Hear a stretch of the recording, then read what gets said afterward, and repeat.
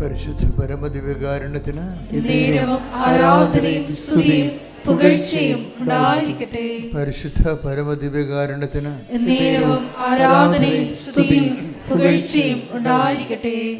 എൻ്റെ പ്രിയപ്പെട്ടവരെ, വലിയ ദൈവാനുഗ്രഹത്തിലേക്ക് നമ്മൾ ക്ഷണിക്കപ്പെട്ടിരിക്കുന്നവരാണ്.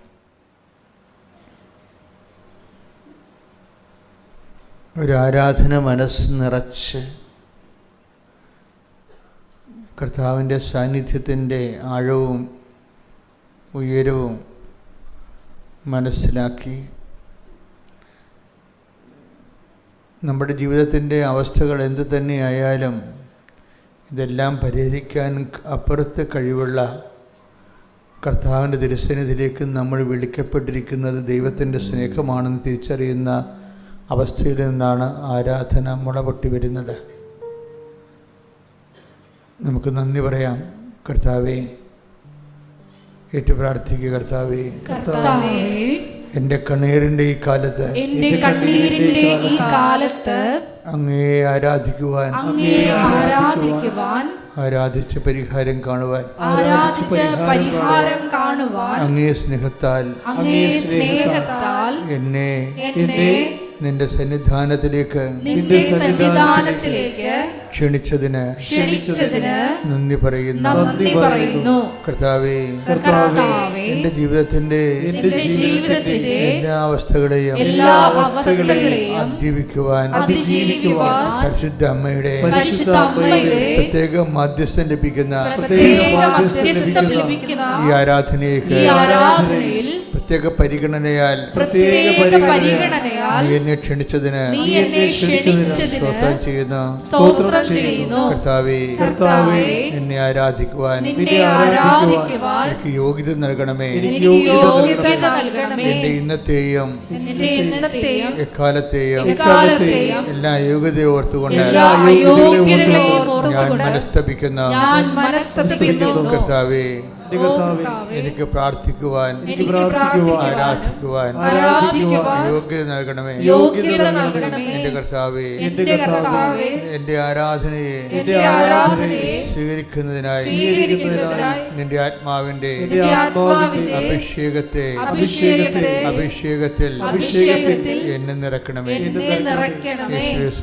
യേശുവേ സ്തോത്രം, യേശുവേ നന്ദി, യേശുവേ ആരാധന. ഹല്ലേലൂയ. ശ്രുതികട്ടെ ഹല്ലേലൂയ. യേശുവേ നന്ദി.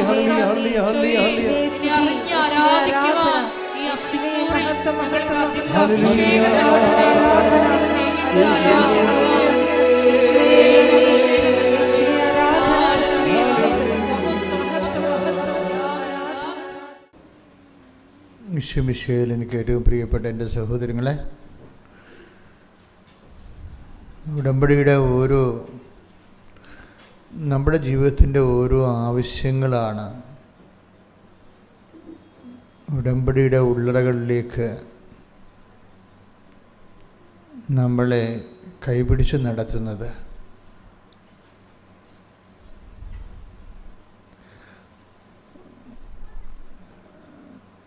ജീവിതം മുന്നോട്ട് പോകുന്നതനുസരിച്ച് നിങ്ങൾ ഉടമ്പടി എടുത്താലും ജീവിതം മുന്നോട്ട് പോകുന്നതനുസരിച്ച് പുതിയ പ്രതിസന്ധികളെ നമുക്ക് പ്രതീക്ഷിക്കാൻ പറ്റും. അപ്പോൾ നമുക്ക് പുതിയ പ്രതിസന്ധികളെ കാണുമ്പോൾ നമുക്ക് സ്വാഭാവികമായിട്ടും ദൈവമേ, ഞാൻ ഉടമ്പടി എടുത്തില്ല, എന്നിട്ടും എനിക്കെന്താണ് ഇങ്ങനെ ഒരു പരീക്ഷണം വരണത് എന്ന് നിങ്ങൾക്ക് സ്വാഭാവികമായിട്ട് തോന്നാം. ഇതെന്താ വിഷയമെന്ന് പറയുന്നത് നമുക്കറിയാമല്ലോ. നമ്മൾ പഠിക്കും തോറും ടെൻഷനല്ലേ അല്ലേ? പഠിക്കും തോറും ടെൻഷനാണ്. ഈ പരീക്ഷയ്ക്ക് എന്നാണ് ടെൻഷൻ തീരണത്?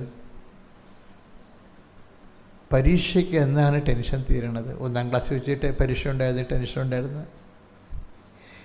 അത് 2ാം ക്ലാസ്സിൽ തീർന്നില്ലല്ലോ. 2ാം ക്ലാസ്സിൽ പരീക്ഷ ഉണ്ടായിരുന്നു, ടെൻഷൻ ഉണ്ടായിരുന്നു. നമ്മൾ PhDക്ക് പോകുമ്പോഴും അവിടെ പരീക്ഷ ഉണ്ട്, ടെൻഷനുണ്ട് ഇല്ലേ? അതെന്താ പ്രശ്നം വെച്ച് കഴിഞ്ഞാൽ നമ്മൾ ഉയരുന്നതനുസരിച്ച് ഈ ടെൻഷൻ ബൈ ടെൻഷനാണ് നമ്മൾ ദൈവത്തിൽ ഉയർന്നു വരണത്. ടെൻഷൻ ബൈ ടെൻഷനാണ്. അപ്പോൾ ഈ ടെൻഷനെ മാറ്റി നിർത്തിയിട്ട് ഒരു ജീവിതം ഉണ്ടോ എന്ന് ചോദിച്ചു കഴിഞ്ഞാൽ ദൈവത്തെ അനുഭവിക്കുന്നതിന് ടെൻഷനെ എങ്ങനെ ഉപയോഗിക്കാൻ പറ്റുമെന്നാണ് നമ്മൾ ചിന്തിക്കേണ്ടത്. പോസിറ്റീവായിട്ടാണ്. കാര്യം ഞാൻ ഈ ടെൻഷൻ്റെ ആളാണ് ശരിക്കും പറഞ്ഞാൽ. എനിക്ക് കുഞ്ഞുനാൾ തൊട്ട് തന്നെ ഈ ടെൻഷൻ്റെ പ്രോബ്ലം ഉണ്ട്. എന്തെങ്കിലും ചെറിയ കാര്യം ചെയ്യണമെന്ന് വീട്ടിൽ പറഞ്ഞാൽ മതി, അത് ചെയ്ത് തീരണവരെ എനിക്ക് സമാധാനം കിട്ടത്തില്ല. ചെയ്ത് തീരണവരെ എനിക്ക് സമാധാനം കിട്ടത്തില്ല. അപ്പം ഞാനെന്ത് ചെയ്യും? എനിക്കങ്ങനെ വലിയ കൂട്ടുകാരൊക്കെ ഒന്നുമില്ല ഇങ്ങനെ നമുക്ക് ഒരു സപ്പോർട്ട് ചെയ്യാൻ ഉള്ള. എൻ്റെ ഒരു പഠനകാലം വെച്ച് കഴിഞ്ഞാൽ അത്ര കണ്ട് നല്ലൊരു കാലമല്ല, സപ്പോർട്ട് കുറവായിരിക്കും. ഇപ്പോൾ ചില വീടുകളിലൊക്കെ ഒത്തിരിയേറെ കസിൻസും കസിൻസൊക്കെ എനിക്കുണ്ട്, പക്ഷെ ഉള്ള അകലെയാണ് അവരൊക്കെ, അടുത്തൊന്നുമല്ല. അതുകൊണ്ട് ഡയറക്റ്റ് പേഴ്സണൽ സപ്പോർട്ട് കിട്ടത്തില്ല. അപ്പനാണെങ്കിൽ അപ്പൻ അധികം സംസാരിക്കുന്ന ആളല്ല, അപ്പൻ കൽപ്പിക്കുന്ന ആളാണ്, പക്ഷെ സ്നേഹിക്കും, അടുപ്പമൊക്കെ ഉണ്ട്. പക്ഷെ എങ്കിലും അപ്പൻ ക്ഷിപ്രകോപിയ. അപ്പം അത് എക്സ്ട്രാ ടെൻഷൻ ഉണ്ടാകും. പറയുന്ന കാര്യങ്ങൾ പറയുന്ന സമയത്ത് തീർന്നില്ലെങ്കിൽ അതിന് എക്സ്ട്രാ ടെൻഷൻ.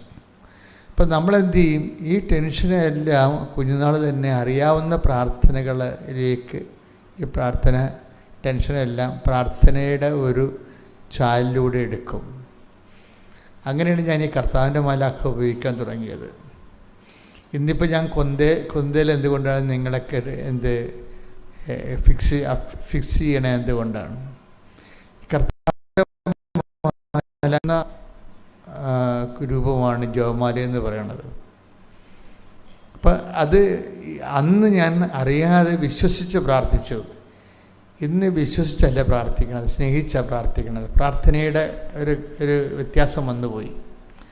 ഈ വ്യത്യാസം നിങ്ങളുടെ ജീവിതത്തിൽ ഉണ്ടാകണം. നമ്മൾ പണ്ട് വിശ്വസിച്ചാണ് പ്രാർത്ഥിച്ചുകൊണ്ടിരുന്നത്.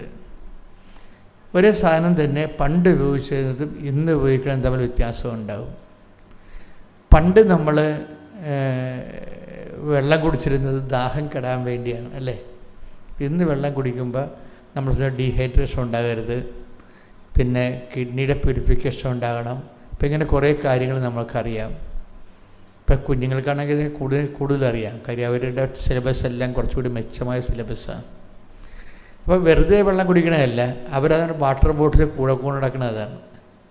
പിള്ളേരുടെ എല്ലാവരുടെ കയ്യിൽ വാട്ടർ ബോട്ടിൽ ഉണ്ടല്ലോ, അവർ കുടിക്കുകയും ചെയ്യും കൃത്യമായിട്ട്. അവരുടെ തൊലിയൊക്കെ മിനുങ്ങിയിരിക്കണതിൻ്റെ കാര്യം എന്താണ്? വെള്ളം കുടിക്കണതാണ്. നമുക്ക് തൊലി മിനുങ്ങണത് നമുക്ക് വെള്ളം കുടിക്കുമായിട്ട് നമ്മൾ കണക്ട് ചെയ്തില്ലായിരുന്നല്ലോ, ഇല്ലേ? നമ്മുടെ സ്കിന്നൊക്കെ നല്ല ഗ്ലിറ്ററിങ് ആയിട്ടിരിക്കുന്നത് വെള്ളം കുടിക്കണമായിട്ട് നമ്മൾ കണക്ട് ചെയ്തില്ല. സൗന്ദര്യത്തെപ്പോലും നമ്മൾ വെള്ളം കുടിക്കണമായിട്ട് കണക്ട് ചെയ്തിട്ടില്ല. ദാഹം വരുന്നു, വെള്ളം കുടിക്കുന്നു. ഇപ്പം സൗന്ദര്യവും വെള്ളവുമായിട്ടല്ലേ ഏറ്റവും കൂടുതൽ. നമ്മൾ ബ്യൂട്ടി പാർലറിലൊക്കെ ആൾക്കാർ പോകുന്നുണ്ടെങ്കിൽ അവരും പറയും വെള്ളം കുടിക്കാൻ പറയും, ആവശ്യത്തിന് വെള്ളം കുടിക്കാൻ പറയും. തൊലിയൊക്കെ ഇങ്ങനെ ഉണങ്ങി ഡ്രൈ ഹൈഡ്രേറ്റഡ് ഇരിക്കുമ്പോൾ തന്നെ ആൾ കറുത്തു പോകും. ആൾ വെളുത്ത് വരാൻ വേണ്ടി വെള്ളം കുടിക്കാൻ പറയും. അപ്പോൾ വെള്ളത്തെക്കുറിച്ചുള്ള കോൺസെപ്റ്റ് മാറിയില്ലേ, ഇല്ലേ? പണ്ട് ദാഹത്തിന് മാത്രം നമ്മൾ കുടിച്ചു, ഇപ്പം നമ്മൾ സൗന്ദര്യം വർദ്ധിക്കാൻ വേണ്ടി കുടിക്കുന്നു. ഈ ഒരു ഫോർമാറ്റ് ചേഞ്ചിങ് ആധ്യാത്മികതയിൽ വരണം. എന്താ കാരണം വെച്ച് കഴിഞ്ഞാൽ നമ്മൾ പണ്ട് വിശ്വസിച്ച് പ്രാർത്ഥിച്ചു. കാര്യങ്ങൾ മനസ്സിലാക്കി കഴിയുമ്പോൾ പിന്നെ സ്നേഹിച്ച് പ്രാർത്ഥിക്കണം, വിശ്വസിച്ച് പ്രാർത്ഥിക്കണം. ഇപ്പം നമുക്ക് കഴിഞ്ഞ ദിവസങ്ങളിൽ സിസ്റ്റർ 1-2 ദിവസം ഇവിടെ സാക്ഷ്യത്തിനത് പറഞ്ഞു. ഞാൻ ഇവിടെ നിന്നപ്പോൾ കർത്താവ് എന്നോട് കുറച്ച് കാര്യങ്ങൾ സംസാരിച്ചായിരുന്നു. ഞാൻ എല്ലാ ദിവസവും ആൾക്കാരോട് സംസാരിക്കും. എൻ്റെ കുർബാന ഉള്ള ദിവസങ്ങളൊക്കെ ഞാൻ ശരിക്കും പ്രാർത്ഥിച്ച് രാത്രിയും പകലൊക്കെ ഒരുങ്ങിയാണ് വരുന്നത്. അപ്പോൾ രാവിലെ ഞാൻ ആൾക്കാരുടെ മുമ്പ് നിൽക്കുമ്പോൾ കർത്താവ് എനിക്ക് ദൈവിക രഹസ്യങ്ങൾ, കാര്യം നമ്മുടെ ബൈബിളിൻ്റെ ഒരു പ്രത്യേകത ഭയങ്കര ട്രഷറാണിത്, പക്ഷേ ഭയങ്കര പ്രാക്ടിക്കലുമാണ്. ഈ ബൈബിളിൻ്റെ വചനങ്ങൾ അറിഞ്ഞ് ആപ്ലിക്കേറ്റ് ചെയ്താണ് നമ്മളിത് ദൈവത്തിൽ ഉയർന്ന് വളർന്നൊക്കെ വരണത്. അപ്പം അതുകൊണ്ട് ബൈബിളൊക്കെ കേൾക്കുമ്പോൾ സൂക്ഷിച്ചുകൊണ്ടിരിക്കണം. അത് എന്നെ ബാധിക്കുന്ന പ്രശ്നം. ഞാൻ കുർബാനത്തിൻ്റെ പറയില്ല, കുർബാനയ്ക്ക് വരുമ്പോൾ ചെറിയ പ്രശ്നങ്ങൾ ശ്രദ്ധിക്കത്തില്ല. അവരവർക്കും കുർബാനയുടെ മെയിൻ സംഭവം ആ വാഴ്ത്തും കോൺസെക്രേഷനാണ്. ഞാൻ കോൺസെക്രേഷൻ വരാൻ വേണ്ടി കാത്തിരിക്കും. എവങ്കേലിയോ പോലും ശ്രദ്ധിക്കത്തില്ല. അപ്പോൾ അതിനകത്ത് അറിവില്ലായ്മ കൊണ്ട് അങ്ങനെ സംഭവിക്കുന്നത്. കാര്യം കുർബാനയിൽ ഇതെല്ലാം ഒരുപോലെയാണ്. എവങ്കേലിയും മുറിക്കണതും വചനം മുറിക്കണതും കർത്താവിൻ്റെ ശരീരം അൾത്താരെ മുറിക്കണതും രണ്ടും ഒരേ പ്രോസസ്സാണ്. അപ്പം അതുകൊണ്ട് തന്നെ വചന പ്രഘോഷണത്തിൽ ഇപ്പം വചനാധിഷ്ഠിതമായിട്ടാണ് അച്ഛൻ സംസാരിക്കണമെന്നുണ്ടെങ്കിൽ നമ്മൾ കൊതിയോടുകൂടി കേട്ടിരിക്കണം. വചനം എപ്പോഴും ഓരോ ടൂളാണ്. അപ്പോൾ ഇതെങ്ങനെ ഇതിൻ്റെ ഒരു കറസ്പോണ്ടിങ് ആപ്ലിക്കേഷൻസ് ഉണ്ട് അതിൻ്റേതായിട്ടുള്ള. അത് എങ്ങനെ ആപ്ലിക്കേറ്റ് ചെയ്യണത്? ഇപ്പം തന്നെ കഴിഞ്ഞ ദിവസങ്ങളിൽ ഒരു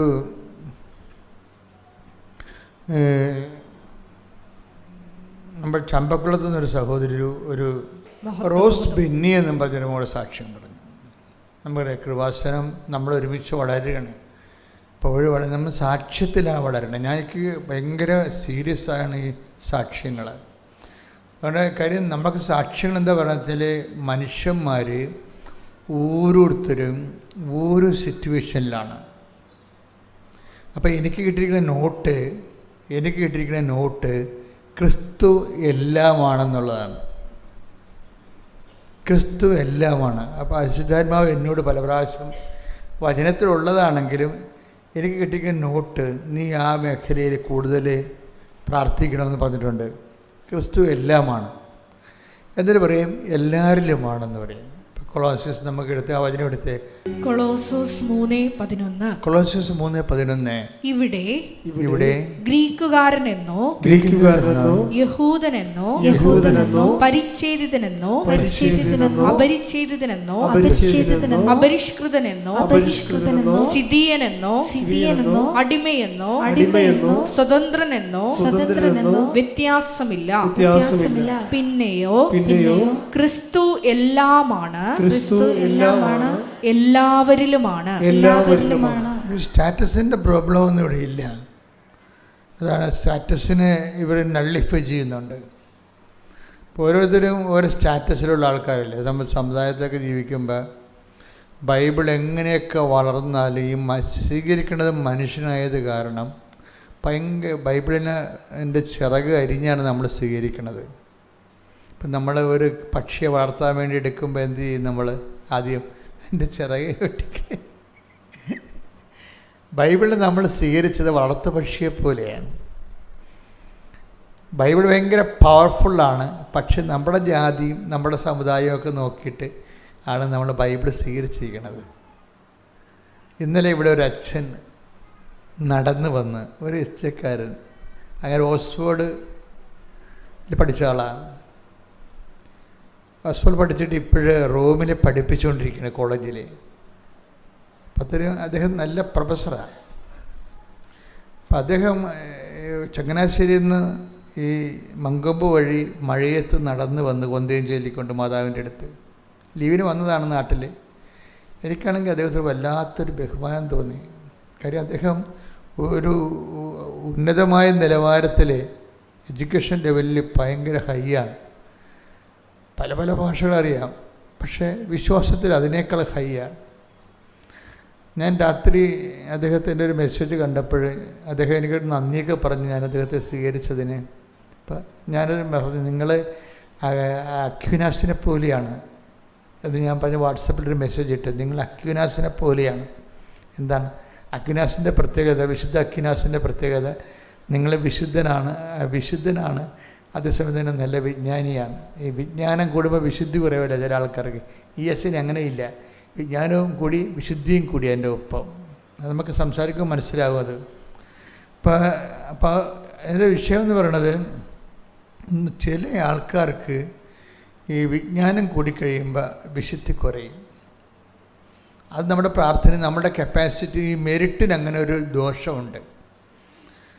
എന്താണ് മനുഷ്യന്മാരുടെ ഒരു ശത്രു എന്ന് ചോദിച്ചാൽ ഞാൻ പറയും, ഉടമ്പടി ഭാഷയാണ് ഉപയോഗിക്കണമെങ്കിൽ പറയും മെരിറ്റ് ഈസ് ദ എനിമി. നമ്മുടെ ശത്രു മെരിറ്റാണ്. മെരിറ്റ് എന്ന് പറയുന്നത് എന്താണ്? ഒരു പുതിയ ശത്രു ഉടമ്പടി നമ്മളെ ഇങ്ങനെ ഐഡൻറ്റിഫൈ ചെയ്ത് തരും നമുക്ക്. ഉടമ്പടിയുടെ ഒരു ഗുണം അതാണ്. ഉടമ്പടി നമ്മൾ കൺഫ്രണ്ട് ചെയ്യാത്ത, നമ്മളെ അജ്ഞാതമായ കോണിൽ നിന്ന് നമ്മളെ ആക്രമിച്ച് കീഴ്പ്പെടുത്തിയിരുന്ന ഒരു അജ്ഞാത ശത്രുവിനെ, പുരാതനമായ ഒരു ശത്രുവിനെ ഉടമ്പടി ഇങ്ങനെ മുമ്പിൽ കൊണ്ടുവരും. അയാളുടെ പേര് മെരിറ്റ് എന്നാണ്. മെറിറ്റ് എന്ന് വെച്ചാൽ കപ്പാസിറ്റി, നമ്മുടെ യോഗ്യത. നമ്മുടെ യോഗ്യതയ്ക്ക് ഇവൻ നമ്മൾ എന്തുമാത്രം അറ്റാക്ക് ചെയ്യുന്നുണ്ടെന്ന് നമുക്കൊരു പിടിയില്ല. കാര്യം വെച്ചാൽ നമ്മളെപ്പോഴും ഇപ്പം നിങ്ങൾക്കൊരു 50 ലക്ഷം രൂപ FD ഉണ്ടെങ്കിൽ അതിൻ്റെ ബേസിൽ നിങ്ങളെ പ്രാർത്ഥിക്കത്തുള്ളൂ. ഉറപ്പല്ലേ? നിങ്ങൾക്ക് കാലണ ഇല്ലെന്നുണ്ടെങ്കിൽ കർത്താവിൻ്റെ കാലക്കെട്ടി വീഴും. കാലണ കയ്യിലില്ലെങ്കിൽ കർത്താവിൻ്റെ കാലക്കെട്ടി വീഴും. അലമാര നിറച്ച് കാശാണെങ്കിൽ അതിൻ്റെ കുറച്ചേ പ്രാർത്ഥിക്കത്തുള്ളൂ. ഇത് ആധ്യാത്മികതയുടെ ഏറ്റവും വലിയ ഇന്നേറ്റ് എനിമി എന്ന് പറയുന്നത് ആന്തരിക ശത്രു എന്ന് പറഞ്ഞ മെരിട്ടാണ്.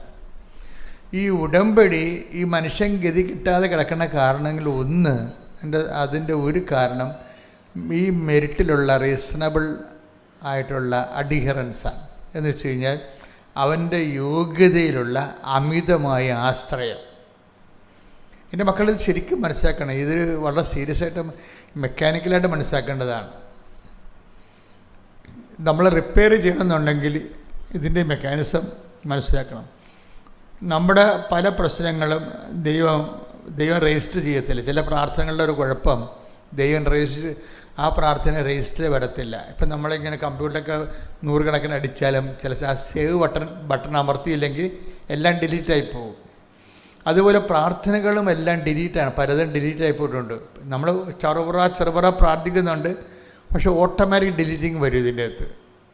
അതിൻ്റെ കാരണം എന്ന് വെച്ച് കഴിഞ്ഞാൽ ഈ പ്രാർത്ഥന രജിസ്റ്റർ ആകാത്തതിൻ്റെ കാരണം ഇതിൻ്റെ അവലംബങ്ങളുടെ കുഴപ്പമാണ്. അവലംബങ്ങളെന്ന് പറയണത് ഇപ്പം നമുക്ക് കുറച്ച് ആസ്തി ഭദ്രതയുണ്ടെങ്കിൽ അതിൻ്റെ ബാക്കിയുള്ള കാലത്തിന് അവലംബങ്ങളുള്ളു. ഇപ്പം നമ്മൾ മെഡിക്കൽ കോളേജിലേക്ക് രോഗിനെയും കൊണ്ട് പോവുകയാണ്. ഇപ്പം നമ്മൾ തന്നെ രോഗിയായിട്ട് അറ്റാക്ക് അല്ലെങ്കിൽ എന്തെങ്കിലും സംഭവമാണെന്ന് പറഞ്ഞുകൊണ്ട് നമ്മൾ മെഡിക്കൽ കോളേജിലോട്ട് ആംബുലൻസ് പറപ്പിച്ച് വിടുകയാണ്. അപ്പോൾ നമുക്ക് അവിടെ നമ്മൾക്കൊരു ധാരണ ഉണ്ട്, എന്താ നമ്മുടെ മരുമകനാണ് അവിടെ സർജൻ. എന്നാൽ പിന്നെ ഈ ആംബുലൻസിൽ കിടക്കുന്ന രോഗിക്ക് പകുതി ദൈവം മരുമകനായിരിക്കും. പിടിയിട്ടില്ലേ? ഈ അറ്റാക്ക് അടിച്ചുകൊണ്ട് ആംബുലൻസിൽ കയറി പോയി പോണ പാർട്ടി അവിടെ സർജൻ മരുമകനാണെന്നുണ്ടെങ്കിൽ ഇവർക്ക് അത് കുറഞ്ഞുള്ള ആദ്യമേ ഉള്ളൂ. മരുമകൻ ആണല്ലോ അവിടെ, ഇനിയിപ്പോൾ ചെന്ന് പെട്ടാൽ മതിയല്ല അവിടെ. അപ്പം പിന്നെ പ്രാർത്ഥിക്കണ റോഡിൻ്റെ ഗട്ടർ കുറയാൻ വേണ്ടിയാണ് പ്രാർത്ഥിക്കത്തുള്ളൂ. ഓപ്പറേഷൻ കാര്യം മരുമകനല്ല. ഇതെന്ത് നമ്മുടെ മെരിറ്റുകൾ നമ്മളുടെ പ്രാർത്ഥനയെ ബാധിക്കുന്നുണ്ട്. ഇത് നമ്മൾ ഐഡൻറ്റിഫൈ ചെയ്യണം. എന്ന് വെച്ച് കഴിഞ്ഞാൽ നിങ്ങൾ ഒരു മെരിറ്റുമില്ലാത്ത ആൾക്കാരായിട്ട് ദൈവതിരുസന്നിധിയിൽ നിൽക്കണം. ഒരു മെരിറ്റുമില്ലാത്ത നമ്മൾ കണ്ട ആ സാക്ഷ്യത്തിൽ റോസ് ബെന്നിയുടെ സാക്ഷിയാണ്. റോസ് ബെന്നി നമ്മുടെ ഇവിടുത്തെ നാട്ടുകാരിയാണ്, അശംഭകുളത്തുകാരിയാണ്. ആ സാക്ഷ്യം കണ്ടപ്പോൾ എനിക്ക് ഇഷ്ടപ്പെട്ടത് ഇവിടെ അവലംബങ്ങളുടെ പ്ലേസ്മെൻറ്റ് ഭയങ്കര രസമാണ്. അപ്പോൾ അവർക്ക് അവരുടെ ജീവിത ഉപാധി എന്ന് പറയുന്നത് ഒരു പാടശേഖരമാണ്. 9 ഏക്കറുള്ള ഒരു പാടശേഖരമാണ്. ഈ പാടത്തുനിന്ന് നെല്ല് കൊയ്തെടുത്തിട്ട് വേണം ഈ 2 കുഞ്ഞുങ്ങളുണ്ട് അതുങ്ങളെ പഠിപ്പിക്കാനും പിന്നെ പാട്ടുള്ള ഹൗസ് മെയിൻ്റെനൻസ് എല്ലാം നടത്തേണ്ട ഇതിലേതാണ്. ബെന്നിയും ഇവരും 2 പേരും കർഷകരാണ്. അപ്പോൾ ഇവരുടെ പരിപാടി ഈ നെല്ലിൻ്റെ കാര്യമൊക്കെ അറിയാമല്ലോ, നിങ്ങൾക്കറിയാമല്ലോ. നമ്മുടെ അതിലെ കുട്ടനാടൻ പാടശേഖരങ്ങളെ എപ്പോഴും നമുക്ക് ഭീഷണിയാകുന്നത് ഏത് സമയത്ത് വേണമെങ്കിലും ഒരു ന്യൂനമർദ്ദം വന്നാൽ മതി, അപ്പം തന്നെ മലവെള്ളം പാഞ്ഞുകൊണ്ട് വരും. ഒരു ന്യൂനമർദ്ദം വന്നാൽ മതി, ഒരു 5-6 ദിവസം നിന്ന് പെയ്താൽ അപ്പം തന്നെ പമ്പ എന്ന് പറയുന്ന ഭയങ്കര ഒരു ഭീകര ജീവിയാണ് സംഭവം. അത് മുഴുവനും വന്ന് ആ കുട്ടനാട് മുഴുവൻ മുക്കിക്കളയും. കടലിൽ ദിവസങ്ങളിൽ വെള്ളം എടുക്കത്തില്ല. അതിങ്ങനെ ടൈഡ് നോക്കിയിട്ടാണല്ലോ വെള്ളം എടുക്കുന്നത്. ഇപ്പോൾ വെള്ളം എടുക്കാത്ത ദിവസമാണെങ്കിൽ വെള്ളപ്പൊക്കം ഉണ്ടാകും. അപ്പോൾ പാടശേഖരത്തൊക്കെ കയറും. ആപ്പടെ ഒരു വലിയ കഷ്ടപ്പാടാണ് ശരിക്കും പറഞ്ഞാൽ. പക്ഷേ എങ്കിലും ഇതിൻ്റെ അകത്ത് വിശ്വാസവീരന്മാരുണ്ട്. അവർക്കൊരു കഷ്ടപ്പാടും ഉണ്ടാകത്തില്ല ഒരിക്കലും. പ്രാർത്ഥിക്കുന്ന കഷ്ടപ്പാട് മാത്രമേ ഉണ്ടാകത്തുള്ളൂ. വിശ്വാസവീരന്മാർക്കൊരു പ്രശ്നമില്ലേ. അവർക്ക് ഉള്ള കഷ്ടപ്പാടെന്ന് പറയുന്നത് അവർക്ക് ടെൻഷൻ ഉണ്ടാക്കി കൊടുക്കും ദൈവം. ഇവർ ടെൻഷനെ വിശ്വാസം കൊണ്ടും പ്രാർത്ഥന കൊണ്ടും ടെൻഷനെ അതിജീവിക്കും. നമ്മൾക്ക് ഈ പ്രാർത്ഥനയുടെ കപ്പാസിറ്റി കൂട്ടാൻ വേണ്ടിയാണ് ഇതുപോലെ പുതിയ സിറ്റുവേഷൻസ് ക്രിയേറ്റ് ചെയ്യണത്. പ്രാർത്ഥനയുടെ കപ്പാസിറ്റി കൂട്ടാൻ വേണ്ടിയാണ്. അപ്പോൾ അത് ചില ആൾക്കാർക്ക് അത് ശരിക്കും അവരത് പ്രയോജനപ്പെടുത്തും. ഇപ്പം ഈ റോസ് ബെന്നിയുടെ വിഷയം എന്ന് പറയണത്, ഇവർ നെല്ലെല്ലാം കുലച്ച് പാകമായി കൊയ്ത്തുകാലമായപ്പോൾ പെട്ടെന്ന് ന്യൂനമർദ്ദം വന്നു. അപ്പോൾ എല്ലാം ഭയങ്കര കാറ്റ്. ഇപ്പോൾ ഇന്നലെയൊക്കെ ഭയങ്കര കാറ്റായിരുന്നു ഇവിടെയല്ല, കടലോരത്തൊക്കെ ഭയങ്കര കാറ്റായിരുന്നു. മണിക്കൂറിന് 60 വെച്ചുള്ള കാറ്റാണ്. അപ്പോൾ അടിച്ചു തല്ലിപ്പോവും തെങ്ങെല്ലാം. അപ്പം ഞാറിങ്ങനെ വീണുപോയി, വെള്ളത്തിലേക്ക് വീണുപോയാൽ ഞാറിനൊരു കുഴപ്പമുണ്ട്. വെള്ളത്തിൽ വീണ് കഴിഞ്ഞാൽ നമ്മൾ 1-2 ദിവസമൊക്കെ ഇങ്ങനെ ഈ കതിരയിലിങ്ങനെ നെല്ലൊക്കെ തൂങ്ങിക്കിടക്കും. അപ്പോൾ 1-2 ദിവസം കഴിഞ്ഞാൽ വെള്ളത്തിലാണെങ്കിൽ പതുക്കെ ഇത് അടന്നടന്ന് ഇതിനകത്ത് വീഴും. നമുക്ക് 1-2 ദിവസം ആ സമയം തെറ്റിയപ്പോൾ ഞങ്ങൾക്ക് കിട്ടത്തില്ല, എല്ലാം അടന്നു പോകും. അതാണ് വെള്ളത്തിൽ വീണ് കഴിഞ്ഞാൽ കുഴപ്പം. ഭയങ്കര സങ്കടകരമായ ഒരു കാഴ്ചയാണ്. സെക്കൻഡുകൾക്കുള്ളിൽ നമ്മുടെ എല്ലാ പ്രതീക്ഷയും ഇങ്ങനെ അസ്തമിച്ച് പോണവർ തോന്നും. ഇപ്പം ന്യൂനമർദ്ദം കയറി കാറ്റടിച്ച് മഴയത്ത് ഈ 9 ഏക്കർ ഇങ്ങനെ അടിച്ച് തല്ലിപ്പോയപ്പോൾ അപ്പോഴും ബെന്നി റോസിനോട് ചോദിക്കും, നമ്മളെന്ത് ചെയ്യും, നമ്മൾ തീർന്നല്ല എന്ന് പറയും. കാര്യം കടമൊക്കെ മേടിച്ചൊക്കെ ഇതൊക്കെ ചെയ്യണത്, ഇതിൻ്റെ വളമൊക്കെ വാങ്ങിക്കുന്നത് കുറേയൊക്കെ ഗവൺമെൻറ് കൊടുക്കുമായിരിക്കും, ബാക്കിയെല്ലാം നമ്മൾ തന്നെ കൂടി ചെയ്യണം. എൻ്റെ വണ്ടി ഇറക്കണത് ഉഴുതുമറിക്കണത് എല്ലാം കുറേ കടമുണ്ട്. ഇപ്പം കടവും പരിഹരിക്കണം. അപ്പോൾ ഇതിൻ്റെ ഇടയ്ക്ക് വേറെ എവിടെയൊക്കെ കൊയ്ത് ഈ ന്യൂനമർദ്ദത്തിന് മുമ്പ് അപ്പോഴൊരു പ്രശ്നമുള്ളതെന്ന് വെച്ചാൽ കൊയ്ത് കൊണ്ട് ഗവൺമെൻറ് അല്ല ഇപ്പോൾ കൊയ്യണത്. ഈ സിവിൽ സപ്ലൈസ് കോർപ്പറേഷനൊക്കെ ഇത് മൊത്തമായിട്ട് എടുത്തിട്ട് അവർ അവിടെ വെച്ച് തന്നെ ഇത് ഉണക്കി അവിടെ വെച്ച് തന്നെ അരിയാക്കി കൊണ്ടുപോകുന്ന സംവിധാനങ്ങളുണ്ട്. ഇപ്പോൾ ഗവൺമെൻറ് അരി എടുത്തിട്ട് ഇവർക്ക് വേണ്ട ഫണ്ട് അവരുടെ പാസ്ബുക്കിൽ കൊടുക്കുന്ന പരിപാടിയൊക്കെയാണ്. അപ്പോൾ എന്ത് ചെയ്യുന്ന 100-ന് 108 കിലോനാണ് എടുക്കുന്നത്. അതപ്പോൾ മുതലാകത്തില്ല. മനുഷ്യന്മാർക്ക് ഓരോ വിഷയമാണ്. പ്രാർത്ഥനയ്ക്ക് ഓരോ സബ്ജക്റ്റ് തന്നെ ഓരോ കണ്ടില്ലേ. 100 കിലോ എടുക്കുന്ന സ്ഥലത്ത് 108 കിലോ മേടിക്കും. പണ്ട് പേട് വാശി എന്നൊക്കെ പറഞ്ഞിട്ട് തേങ്ങ നമുക്ക് കൊടുക്കുമ്പോൾ അങ്ങനെ ഉണ്ടായിരുന്നു.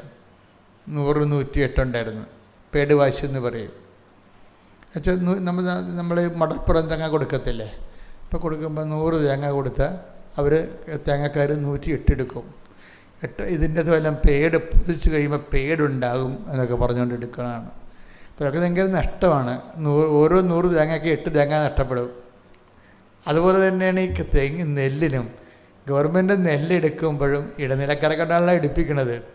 യവന്മാർ അവിടെ ലാഭത്തിൽ നിന്ന് ഒപ്പിക്കാൻ വേണ്ടി 100-ന് 108 കിലോ അളക്കാൻ പറയും. ഇപ്പോൾ മിനി റോസിൻ്റെ പ്രശ്നം, റോസ് ബെന്നിയുടെ പ്രശ്നം, ഈ 100-ന് 8 വെച്ചാണ് ഇത് അളക്കണമെന്നുണ്ടെങ്കിൽ 100 കണക്കിന് കിലോ കിൻഡൽ നഷ്ടപ്പെടും. അപ്പോൾ പിന്നെ നമുക്ക് കിട്ടാത്ത കണക്കായിരിക്കും. അപ്പോൾ അവളിപ്പം മാതാവിനോട് പറയും, മാതാവേ 100-ന് 108 വെച്ചാൽ നമുക്ക് നിൽക്കാപ്പള്ളിക്കളിയില്ല.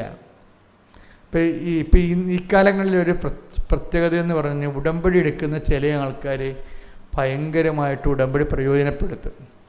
ഉടമ്പടി എന്ന് പറയുമ്പോൾ ദൈവം ഉദ്ദേശിക്കുന്നത് ബൈലാറ്ററൽ എഗ്രിമെൻ്റ് അല്ലേ. ഉടമ്പടി എന്ന് പറഞ്ഞാൽ എന്താണ്? ബൈലാറ്ററൽ എഗ്രിമെൻ്റ് എന്ന് വെച്ച് കഴിഞ്ഞാൽ ഉഭയകക്ഷി കരാറ്. ഉഭയകക്ഷി എന്ന് വെച്ചാൽ 2 കക്ഷികൾ തമ്മിൽ.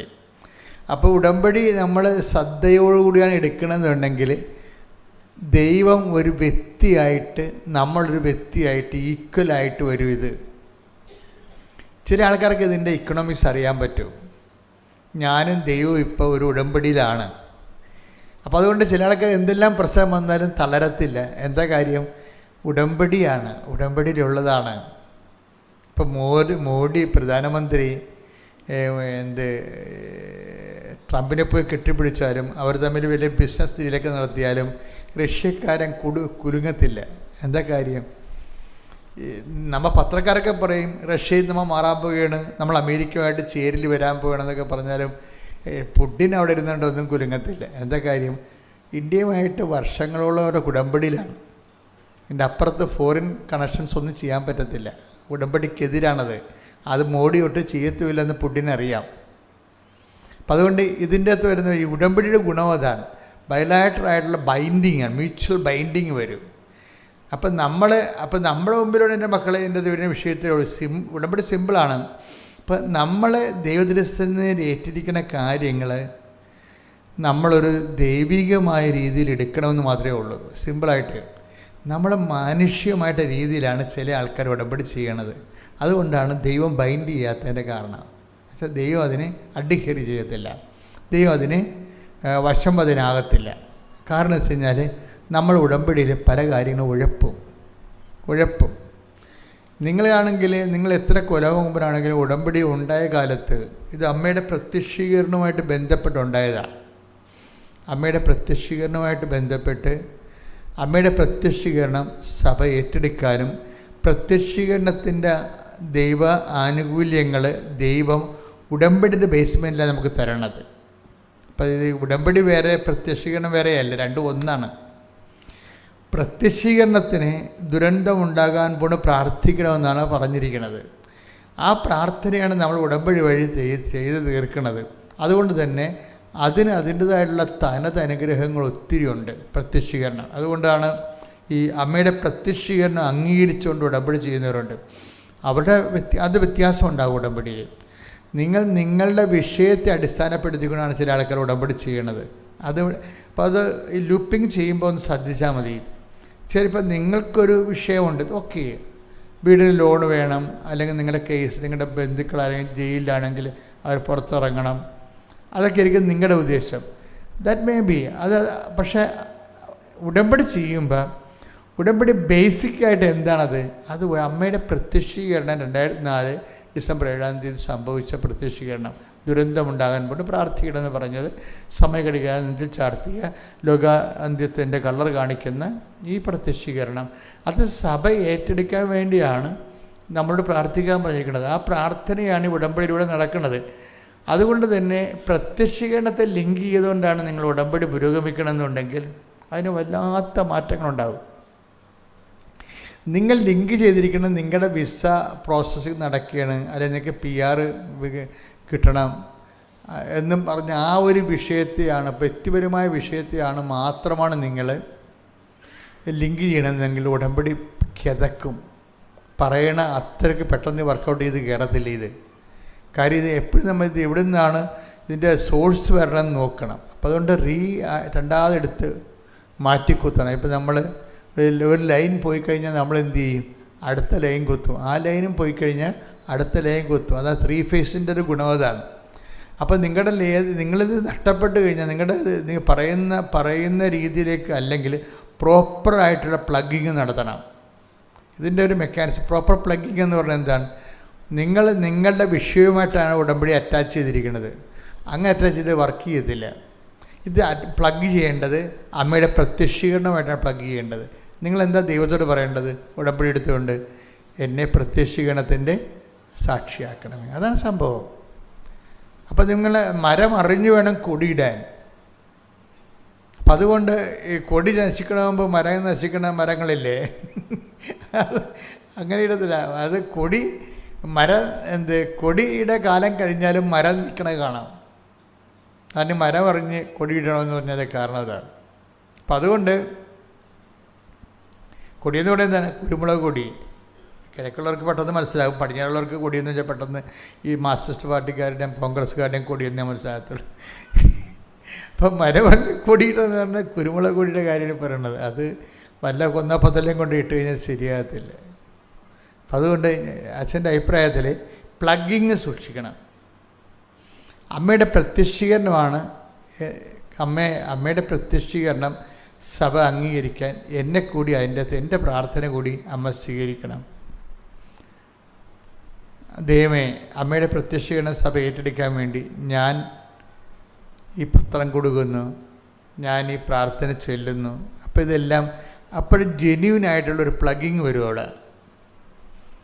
ജെന്യൂൻ പ്ലഗിങ് വന്നാൽ പിന്നെ നമ്മൾ ഇത്രയും കിതക്കേണ്ട കാര്യമില്ല. ഇപ്പം അതെല്ലാം വളരെ പെട്ടെന്ന് മെക്കാനിക്സായിട്ട് ചെയ്യണ കാര്യങ്ങൾ. ഇപ്പം നമ്മൾ മീൻ വെട്ടണം, നമ്മൾ കത്തിയെടുത്ത് നമ്മൾ ഓരോരുത്തരും ഇങ്ങനെ തല ചീവി കാല് വെട്ടി അതിൻ്റെ ചിറക് വെട്ടിയൊക്കെ ഇരിക്കട്ടെ. ഇപ്പം അങ്ങനെ അപ്പം ചൈനയിലൊരു മെഷീൻ കണ്ടില്ലേ, ഒരു മീനങ്ങോട്ട് ഇറക്കിയിട്ട് കൊടുത്തു കഴിഞ്ഞാൽ വെട്ടിക്കഴുകി മീൻ മെഷീൻ ഇങ്ങോട്ട് തരും.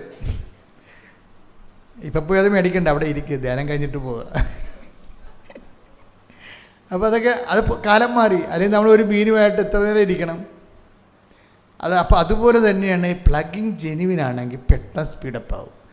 നമ്മളുടെ കാര്യത്തിനാണിത് വെക്കുന്നുണ്ടെങ്കിൽ ദൈവത്തിന് അതിൻ്റെ അകത്ത് എന്താ കാര്യം? അതുകൊണ്ട് ദൈവം അതിൻ്റെ അകത്ത് ഇൻട്രസ്റ്റ് കാണിക്കത്തില്ല. അപ്പം അതുകൊണ്ട് ജെനുവിൻ പ്ലഗിങ് ഒരു പ്രധാനപ്പെട്ടതാണ്. അത് ആത്മാർത്ഥമായിട്ട് വേണം ഇത് പ്ലഗ് ചെയ്യാൻ. അത് നിങ്ങളും നിങ്ങളുടെ ഒരു ആവശ്യമായിട്ട് തോന്നണം. എന്ത് അമ്മയുടെ പ്രത്യക്ഷീകരണം സഭ ഏറ്റെടുക്കുന്നത് ദൈവത്തിൻ്റെ ആവശ്യമാണത്. പക്ഷെ അത് നമ്മുടെ ആവശ്യമാക്കി എടുത്തു കഴിഞ്ഞാൽ നമ്മൾ ദൈവത്തിൻ്റെ സ്വന്തമാകും. ഈ ദൈവത്തിൻ്റെ സ്വന്തമായി കഴിഞ്ഞാലുള്ള പ്രശ്നം വെച്ച് കഴിഞ്ഞാൽ കാര്യം കുറച്ച് സിമ്പിളാവും. ഞാൻ പറഞ്ഞില്ലേ, റോസ് ബെയിനിയുടെ കാര്യം പറഞ്ഞില്ലേ, റോസ് ബെന്നിയുടെ കാര്യം ബെന്നി പറയും, എന്ത് ചെയ്യും റോസേ, നമ്മെങ്ങനെ ജീവിക്കും, ഈ മഴയൊക്കെ കണ്ട മഴ മാറുന്ന ലക്ഷണമില്ല എന്നൊക്കെ പറയും. അപ്പോൾ റോസ് പറയും, നമ്മൾ അമ്മയുടെ ഉപ്പല്ലേ കൊണ്ടുവന്ന് ഇട്ടിരിക്കണത്, അപ്പോൾ ഇതിന്ന് നമുക്ക് തരാതിരിക്കുക, താഴെ പണി ചെയ്യും, കുർബാനെ കൊണ്ട് കാശ് കൊടുത്തിട്ട് എൻ്റെ കൂടെ ഇന്ന് പ്രാർത്ഥിക്കാൻ പറയും. അപ്പോൾ എന്ത് ഒരു ക്രൈസിസ് ടൈമിൽ വൈഫ് എന്ന് പറയുന്ന ഒരു യഥാർത്ഥ വൈഫായിട്ട് അങ്ങോട്ട് മാറുകയാണ്. ഇത് അതായത് ഈ ക്രൈസിസ് ടൈമല്ലേ ഇത്. 9 ഏക്കറുണ്ട്, അത് പോയി കഴിഞ്ഞാൽ പിന്നെ ഇനി കടം മേടിച്ചാലേ വിത്ത് കിട്ടത്തുള്ളൂ വിതക്കാൻ വേണ്ടി.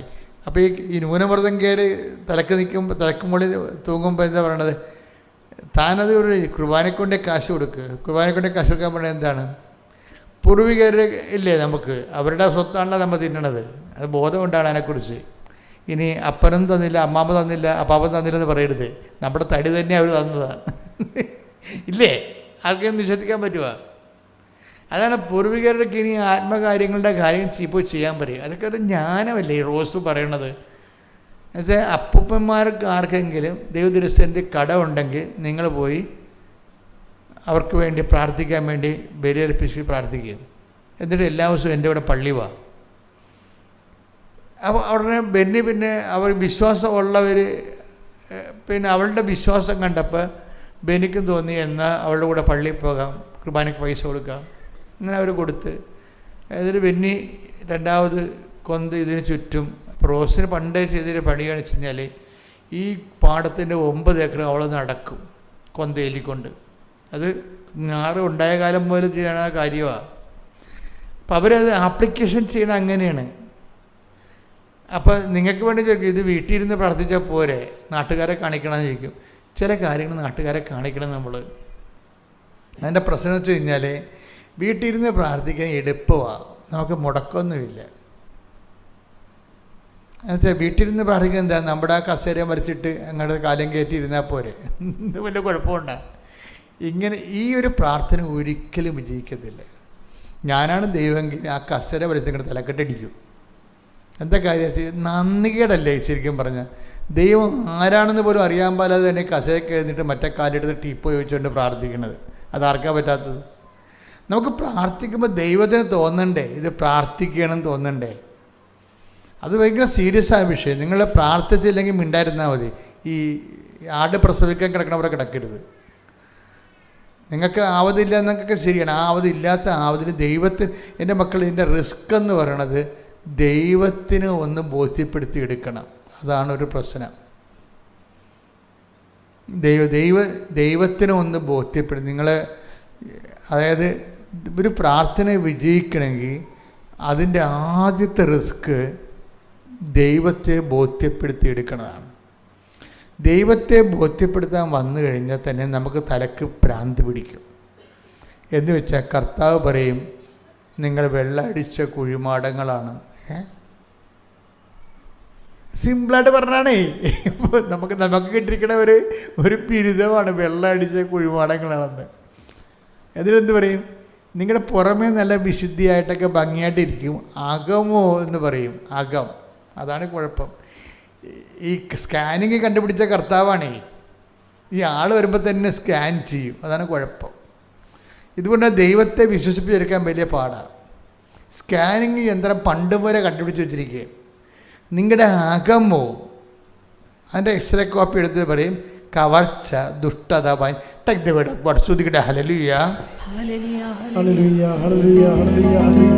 മത്തായി 23:27 തിരുവചനങ്ങൾ.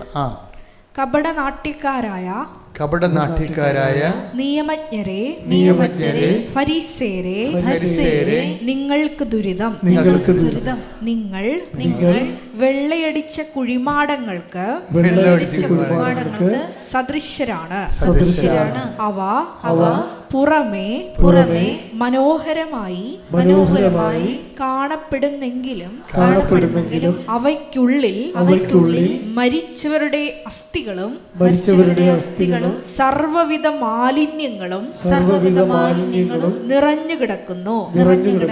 അതുപോലെ ബാഹ്യമായി മനുഷ്യർക്ക് നല്ലവരായി കാണപ്പെടുന്ന നിങ്ങൾ ഉള്ളിൽ കാപട്യവും അനീതിയും നിറഞ്ഞവരാണ്. അതിന് അകമോ എന്നുള്ള വാക്കെടുത്ത്, അകമോ. ലൂക്ക 11:39 ഏറ്റു പറഞ്ഞ അപ്പോൾ കർത്താവ് അവരോട് പറഞ്ഞു, ഫരീസ്യരായ നിങ്ങൾ കോപ്പുകളുടെയും പാത്രങ്ങളുടെയും പുറം കഴുകി വെടിപ്പാക്കുന്നു. നിങ്ങളുടെ അകമോ കവർച്ചയും ദുഷ്ടതയും കൊണ്ട് നിറഞ്ഞിരിക്കുന്നു. ഈ അകം ഒരു പ്രശ്നമാണ്. കർത്താവ് ഈ ആളെ നമുക്ക് ദൈവത്തെ വിശ്വസിപ്പിക്കാനുള്ള കുഴപ്പം, ഈ ദൈവം ഇങ്ങനെ നമുക്കൊരു ഫോട്ടോ എടുത്തു കഴിഞ്ഞാൽ, ഇന്നലെ ഇവിടെ ഒരു ഫോട്ടോഗ്രാഫർ ഇവിടെ വന്നായിരുന്നു. അയാൾ എന്നോട് പറഞ്ഞു, അച്ഛാ ഇതിൻ്റെ 3D എടുക്കാൻ നമുക്ക്, ഇത് പിന്നെ 360 ഡിഗ്രി ഇത് റൊട്ടേറ്റ് ചെയ്യേണ്ട രീതി എടുക്കാമെന്ന് പറഞ്ഞു. അപ്പോൾ നമുക്കത് വെബ്സൈറ്റിൽ ഇട്ട് കഴിഞ്ഞാൽ ഒരേ സമയത്ത് ഒരു ഫോട്ടോ നോക്കുമ്പോൾ മൊബൈൽ ഇങ്ങനെ അങ്ങോട്ടും ഇങ്ങോട്ടും ചലിപ്പിക്കുന്നതനുസരിച്ച് കൊണ്ട് ഈ ഒരു ഫോട്ടോയിൽ തന്നെ കൃപാസനത്തിൻ്റെ മുഴുവൻ വർക്കുകൾ കയറി വരും. ഒരു ഫോട്ടോ നോക്കിയാൽ മതി, നല്ലൊരു ടെക്നീഷ്യനാവില്ലേക്ക്. അപ്പം അതുപോലെ തന്നെയാണ് ഇതുപോലെ ഈ ഈശോൻ്റെ അടുത്ത് വരുമ്പോൾ കുഴപ്പം, ഈ പുറം മാത്രമല്ല അകം കുറേ കാണും, അകം കാണിക്കും. അതാണ് ഏറ്റവും വലിയ അബദ്ധം എന്ന് പറയുന്നത്. ദൈവതിരുസന്നിധിയിൽ ഇന്ന് വളരെ കുഴപ്പം ഈ അകമോ. ഇപ്പം കണ്ടില്ലേ 11:30 എന്താ ലൂക്ക 11:39 അകമോ. അതായത് നേരത്തെ നമ്മൾ വായിച്ചത് എന്തായിരുന്നു? മത്തായിയുടെ സുവിശേഷം 23:20. അപ്പം ഈശോന് ഉള്ളിലെന്ന് പറഞ്ഞ്, ഇവിടെ ലൂക്ക അകമെന്ന് പറഞ്ഞത്. അപ്പം അകവും ഉള്ളിലും ദൈവം ഇങ്ങനെ വിഷ്വലൈസ് ചെയ്യുന്നൊരു സംഭവമാണ്. അതുകൊണ്ടാണ് ഉടമ്പടി നമ്മളെപ്പോഴും നിങ്ങൾ കുമ്പസാരിക്കണമെന്ന് പറയുന്നതിൻ്റെ കാരണം. കുമ്പസാരത്തിൽ ചെയ്ത പാപങ്ങൾ മാത്രമേ നമുക്ക് കുമ്പസാരത്തിൽ പറയാൻ പറ്റത്തുള്ളൂ. ചെയ്ത പാപങ്ങൾക്ക് അനുതാപം ഉണ്ടെങ്കിൽ ഏറ്റു പറഞ്ഞാൽ അതിൻ്റെ ഗുണമുണ്ടാവും. പക്ഷെ പാപം ചെയ്യാനുള്ള പ്രവണത എന്ന് പറയണത് നമ്മളുടെ നിലപാടാണത്. ഇപ്പം നമ്മളിപ്പോൾ റോസ് ബെന്നിയുടെ കാര്യം, റോസ് ബെന്നിക്ക് 9 ഏക്കറുണ്ട്. അപ്പോൾ മറ്റുള്ളവരെല്ലാവരും നമുക്ക് നമ്മുടെ അകം ശരിയല്ലെങ്കിൽ, റോസ് ബെന്നി ഈ സാക്ഷ്യം പറഞ്ഞപ്പോൾ പറഞ്ഞ ഒരു കാര്യം എന്താ വെച്ചാൽ, ഞാൻ ഈശോയോട് പറഞ്ഞത്, ഈശോ എൻ്റെ പാഠശേഖരത്തിൻ്റെ പ്രശ്നമല്ല, ഞങ്ങൾക്കിത് തന്നില്ലെങ്കിൽ കുഞ്ഞുങ്ങളെ പഠിപ്പിക്കാൻ അവിടെ ഹോസ്റ്റൽ ഫീസൊന്നും കൊടുക്കാൻ പറ്റത്തില്ല, കോളേജ് ഫീസ് കൊടുക്കാൻ പറ്റത്തില്ല. പക്ഷേ എന്നെപ്പോലെ കുട്ടനാട്ടിലുള്ള എല്ലാ പാഠശേഖരങ്ങളും ഞാൻ സമർപ്പിക്കുകയാണ്. അവരും എന്നേക്കാൾ കടക്കാരായിരിക്കും മിക്കവാറും. അതാണ് പ്രശ്നം. അതാണ് ഈ അകമോ എന്ന് പറഞ്ഞത്. അകമോ എന്ന് പറഞ്ഞത് വെച്ചാൽ അകം ഒരു പ്രശ്നമാണ്. ഇപ്പോൾ റോസ് ബെന്നിയെ സംബന്ധിച്ചിടത്തോളം ഈ പ്രാർത്ഥന ദൈവത്തിൽ കേൾക്കാതിരിക്കാൻ പറ്റത്തില്ല. എന്താ കാര്യം? അകം ഓക്കെയാണ്.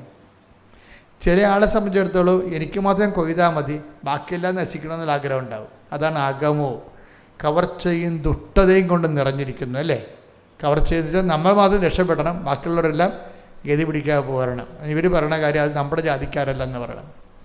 ഇപ്പം ഇങ്ങനെ സംഭവമല്ലേ? അതാണ് വിഷയം വേണ്ടത്. അപ്പം ഇങ്ങനെ വരുമ്പോൾ ഈ ജാതിയും സ്പർദ്ധയും എല്ലാം കയറി വരുമ്പോൾ അകം മോശമാവും. അപ്പം എപ്പോഴും നമ്മൾ ശ്രദ്ധിക്കേണ്ടത്. അതുകൊണ്ടാണ് ഈശോ പറയണത്, ഈശോ ഈ അകമോ എന്ന് പറഞ്ഞത് റിപ്പീറ്റ് ചെയ്യണത് മനുഷ്യരിൽ അവൻ വിശ്വസിച്ചില്ല എന്നുള്ളതാണ്. അകം മോശമാണെങ്കിൽ പിന്നെ നമ്മളെ ദൈവം വിശ്വസിക്കത്തില്ല. അകം മോശമാണെങ്കിൽ ദൈവം നമ്മളെ വിശ്വസിക്കത്തില്ല. അതാണ് 2:24 യോഹന്നാന്റെ സുവിശേഷം. യേശുവാകട്ടെ അവരെ വിശ്വസിച്ചില്ല. കാരണം അവൻ അവരെ എല്ലാം അറിഞ്ഞിരുന്നു. മനുഷ്യനെ പറ്റി ആരുടെയും സാക്ഷ്യം അവന് ആവശ്യമായിരുന്നില്ല. മനുഷ്യനിലുള്ളത് എന്താണെന്ന് അവൻ വ്യക്തമായി അറിഞ്ഞിരുന്നു. അപ്പൊ ഒന്നിട്ട് പറഞ്ഞു നോക്കണം, മനുഷ്യരെ കുറിച്ച് ആരുടെയും സാക്ഷ്യം അവന് ആവശ്യമായിരുന്നില്ല. കാരണം മനുഷ്യനിലുള്ളത് എന്താണെന്ന് അവൻ വ്യക്തമായി അറിഞ്ഞിരുന്നു. അപ്പൊ ശുപാർശ നടക്കത്തില്ലെന്നായി പറയണത്. അതല്ലേ പറയണത്. മനുഷ്യരെക്കുറിച്ച് ആരുടെയും സാക്ഷ്യം അവന് ആവശ്യമില്ല. എന്താ കാര്യം? ഇപ്പം നമ്മളിവനെ ശുപാർശ ചെയ്താലും ഇവൻ കയ്യിരിപ്പ് മോശമാണെങ്കിൽ വർക്കൗട്ട് ചെയ്യത്തില്ല. അത് നമ്മൾ വളരെ ശ്രദ്ധിക്കണം. അതായത് മനുഷ്യരെക്കുറിച്ച് ആരുടെയും സാക്ഷ്യം ആവശ്യമായിരുന്നില്ല. കാര്യം എന്താണ്? മനുഷ്യൻ്റെ ഉള്ളിലുള്ളത് എന്താണെന്ന് അവൻ അറിഞ്ഞിരുന്നു. അപ്പോൾ ഈ നമ്മുടെ ഉള്ള് ഉടമ്പടിയുടെ പ്രധാനപ്പെട്ട ഒരു ശ്രദ്ധാകേന്ദ്രമാണ്. നിങ്ങളത് എന്തെങ്കിലും മാർഗം ഉണ്ടെങ്കിൽ ഉള്ളു കറക്റ്റ് ചെയ്യണം.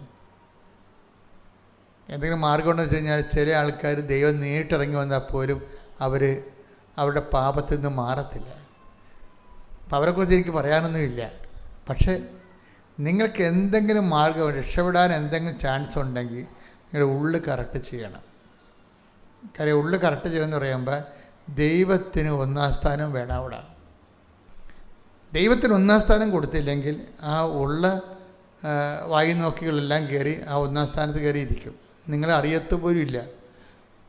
അവിടെ നിങ്ങൾ പള്ളിയിൽ പോകാൻ പോലും ഒരു സമ്മതിക്കത്തില്ല. ഞാൻ എന്ത് പോണില്ല, നീ പോകണ്ടെന്ന്. ഇവർ പള്ളിയിൽ പോണത് എന്തിനാണ്? അവിടെ ലൈൻ അടിക്കാൻ പോണതാണ് പള്ളിയുടെ അടുത്ത്. ഒരുത്തൻ ഞാൻ ഒരു വാടക്കലെന്നും പറഞ്ഞൊരു ഇടവക ഇരിക്കുകയായിരുന്നു. അപ്പോൾ ഒരുത്തൻ ഓട്ടോറിക്ഷ ഇടിച്ച് മരിച്ചു. അപ്പം ഞാൻ ഇടവക വികാരിയായ കാരണം രാത്രി പോകും മരിപ്പ് വീട്ടിൽ, അടക്കത്തിൻ്റെ സമയത്തും പോകും. പിന്നെ അടക്കി കഴിഞ്ഞ് 2 ദിവസം കഴിഞ്ഞ് പോകും. കാര്യം അടക്കി കഴിഞ്ഞാൽ നമ്മൾ പോകേണ്ടത്. കാര്യം ആ സമയത്താണ് ഈ വീട്ടുകാരും നാട്ടുകാരും എല്ലാവരും പോയിട്ട് ഇവർ ഒറ്റയ്ക്ക് മരിപ്പ് വീട്ടുകാർ ഒറ്റയ്ക്കിരുന്ന് തേങ്ങണ കാണാം. അപ്പോൾ നമ്മൾ പള്ളിക്കാർ പോയി അവിടെ കർത്താവിൻ്റെ ഒരു സാന്നിധ്യം നമുക്ക് കൊടുക്കണം അവർക്ക്. അത് പ്രധാനപ്പെട്ട ദിവസങ്ങളാണ്. മരിപ്പിൻ്റെ ഇടയ്ക്ക് പോയില്ലെങ്കിൽ മരിപ്പ് കഴിഞ്ഞ് നിങ്ങൾ ബന്ധുക്കളുടെ വീട്ടിൽ പോകണം. അത് നിങ്ങളെല്ലാം പിരിഞ്ഞു പോകാൻ വേണ്ടിയല്ല ചെല്ലണത് തന്നെ മരിപ്പ് വീട്ടിൽ പോയിട്ടും വാച്ചിട്ട് നോക്കുന്ന ആൾക്കാരല്ലേ ഉള്ളത് നമ്മുടെ ബന്ധുക്കളെന്ന് പറഞ്ഞിരിക്കുന്ന ആൾക്കാർ. എപ്പോൾ അടക്കാൻ പറ്റും? അച്ഛൻ മന്നില്ലെന്ന് പറഞ്ഞ് നിൽക്കണ കാണാം ആൾക്കാർ. ഇതിങ്ങനെ കണ്ടല്ലേ ഈ മരിപ്പ് 3 മണിക്ക് അടക്കാമെന്ന് പറഞ്ഞാൽ പിന്നെ ആൾക്കാരെല്ലാം ഇതിങ്ങനെ കാണിക്കണ കാണാം. നമ്മളവർക്കും വല്ല പാർക്കിൻസൺസും ആണെന്ന്. പാർക്കിൻസൺസ് അല്ല, സമയത്തിട്ട് നോക്കണതാണ് വാച്ച്. അച്ഛൻ വന്നില്ലെന്ന്. ഇത്രയുള്ള ബന്ധുക്കളൊക്കെ മര്യാദക്ക് ദൈവമായിട്ടൊരു പിടിപാടുണ്ടാക്കി എടുക്കുക കേട്ടോ. നിങ്ങൾ ഈ പറഞ്ഞ 1-ാം സ്ഥാനത്ത് കരുവിക്കുന്ന ആൾ ഒന്നും ഉതകത്തില്ല. ശ്രുതികട്ടെ ഹല്ലേലൂയ.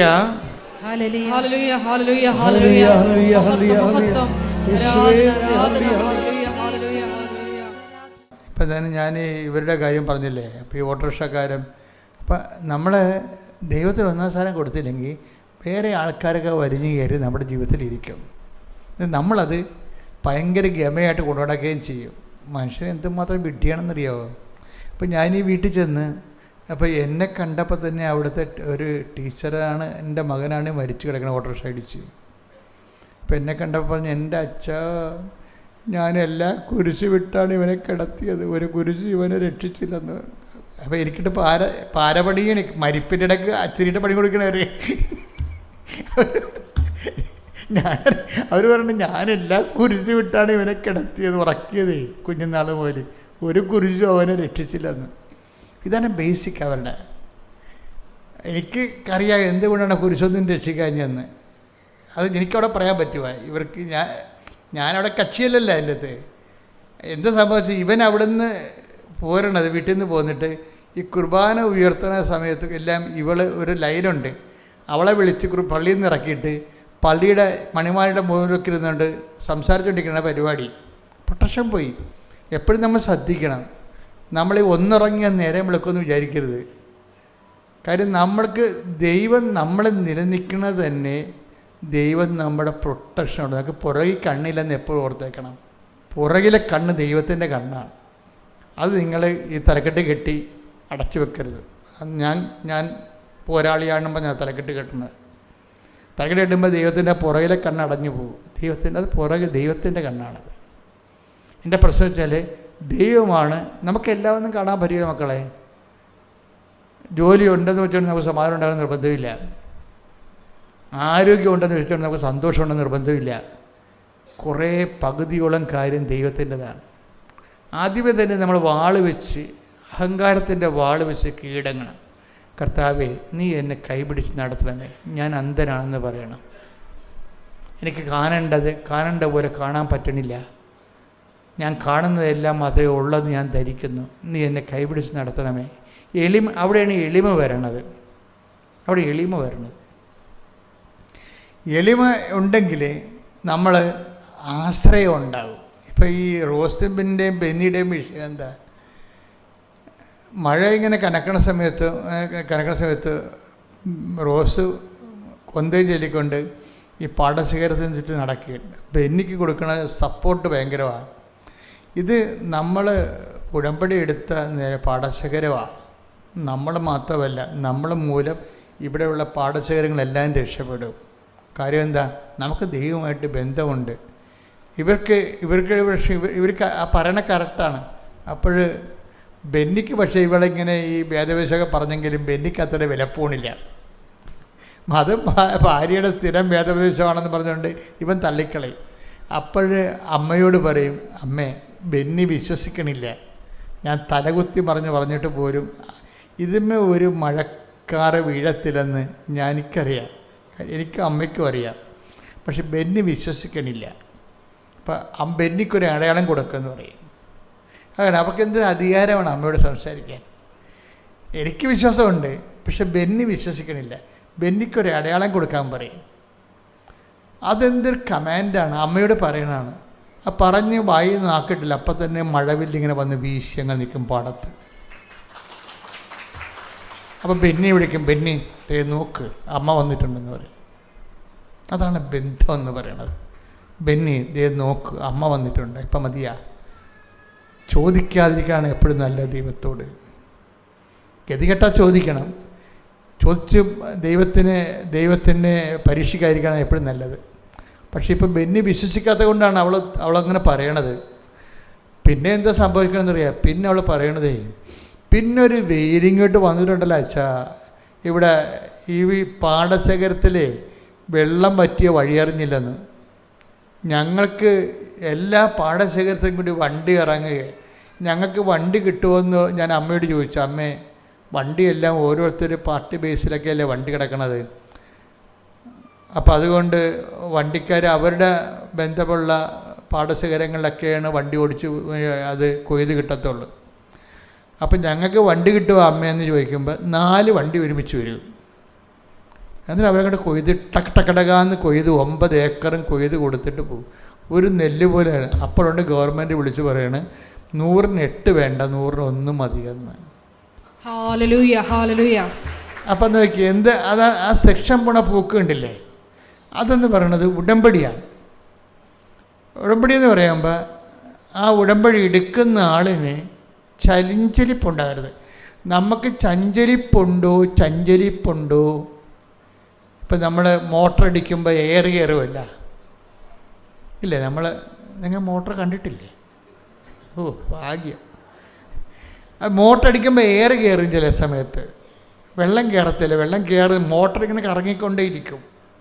പക്ഷെ നമ്മൾ അറിയത്തില്ല വെള്ളം കയറുന്നുണ്ട്. എന്നിട്ട് നമ്മളിങ്ങനെ കഴുത്ത് വലിച്ചിങ്ങനെ മുകളിലോട്ട് നോക്കും, എന്താണ് ഓവർഫ്ലോ ചെയ്യുന്നുണ്ട്, ഇങ്ങനെ നോക്കും. എന്നിട്ട് ഇടയ്ക്കിടയ്ക്ക് വന്നിട്ട് നമ്മൾ മെസ്സിയിട്ട് കളിപ്പിക്കുകയും ചെയ്യും, തീ കൂട്ടുകയും കുറയ്ക്കുകയും ചെയ്യും. ചാടി വന്നിട്ട് മോട്ടർ ടാങ്കിൽ നോക്കും, ഓവർഫ്ലോ ചെയ്യുന്നുണ്ട്. ഇവിടെ ഈ മോട്ടർ അടിക്കുന്നുണ്ട്, ഓവർഫ്ലോ വരണില്ല എന്ന് പറയും. അപ്പോൾ നോക്കണ പറഞ്ഞേ, മോട്ടർ അടിക്കുന്നുണ്ട്, വെള്ളം കയറുന്നില്ല, ഗ്യാസാണ് കയറണത്. അപ്പോൾ ഇനി രണ്ടാമതെല്ലാം രണ്ടാമത് പണിയേണ്ടി വരും. ഇതുപോലെയാണ് നമ്മുടെ ഒരു വിഷയത്തിൽ വരണത്. പ്രാർത്ഥിക്കുന്നുണ്ട് നമ്മൾ, മരണപ്രാർത്ഥനയാണ്. പക്ഷെ ടെൻഷൻ കയറിപ്പോകും. ഇതിൻ്റെ ഇടയിൽ കൂടി ഗ്യാസ് കയറുന്നുണ്ട്. ടെൻഷൻ മാത്രമേ ഉണ്ടാകത്തുള്ളൂ, പ്രാർത്ഥന കയറത്തില്ല. അതിതാണ് ഈ അബദ്ധം പറ്റണത്. അപ്പോൾ അതുകൊണ്ട് ഈ റോസിൻ്റെ ഒരു വിശ്വാസത്തിലേക്ക് വരണം. എത്ര മഴക്കാർ കണ്ടാലും അമ്മ ഇത് കൊയ്ത് നമുക്ക് തരും, അമ്മ ഇത് കൊയ്ത് തരും എന്ന് ബലമുണ്ടാകണം. ഇത് ബലമുണ്ടാകും എന്ന് പ്രാർത്ഥിച്ച മക്കളെ, കർത്താവായ ദൈവമേ, എല്ലാ വിഷമങ്ങളുടെ ഇടയ്ക്കും നല്ല ഉറപ്പ് കിട്ടാൻ, നല്ല അവലംബം കിട്ടാൻ ഞങ്ങൾക്ക് പ്രത്യേകമായ ആത്മധൈര്യം നൽകണമേ. ശ്രുതികടെ ഹല്ലേലൂയ.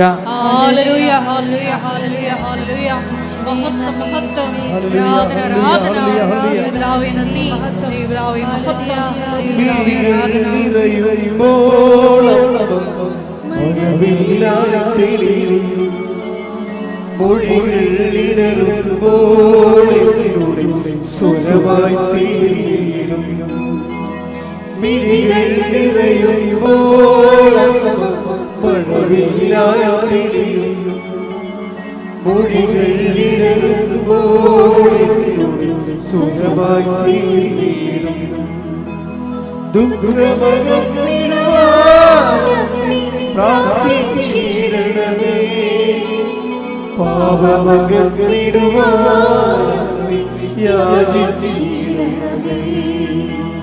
ദുഃഖമകന്നിടുവാൻ പ്രാർത്ഥിച്ചിടണമേ, പാപമകന്നിടുവാൻ യാചിച്ചിടണമേ.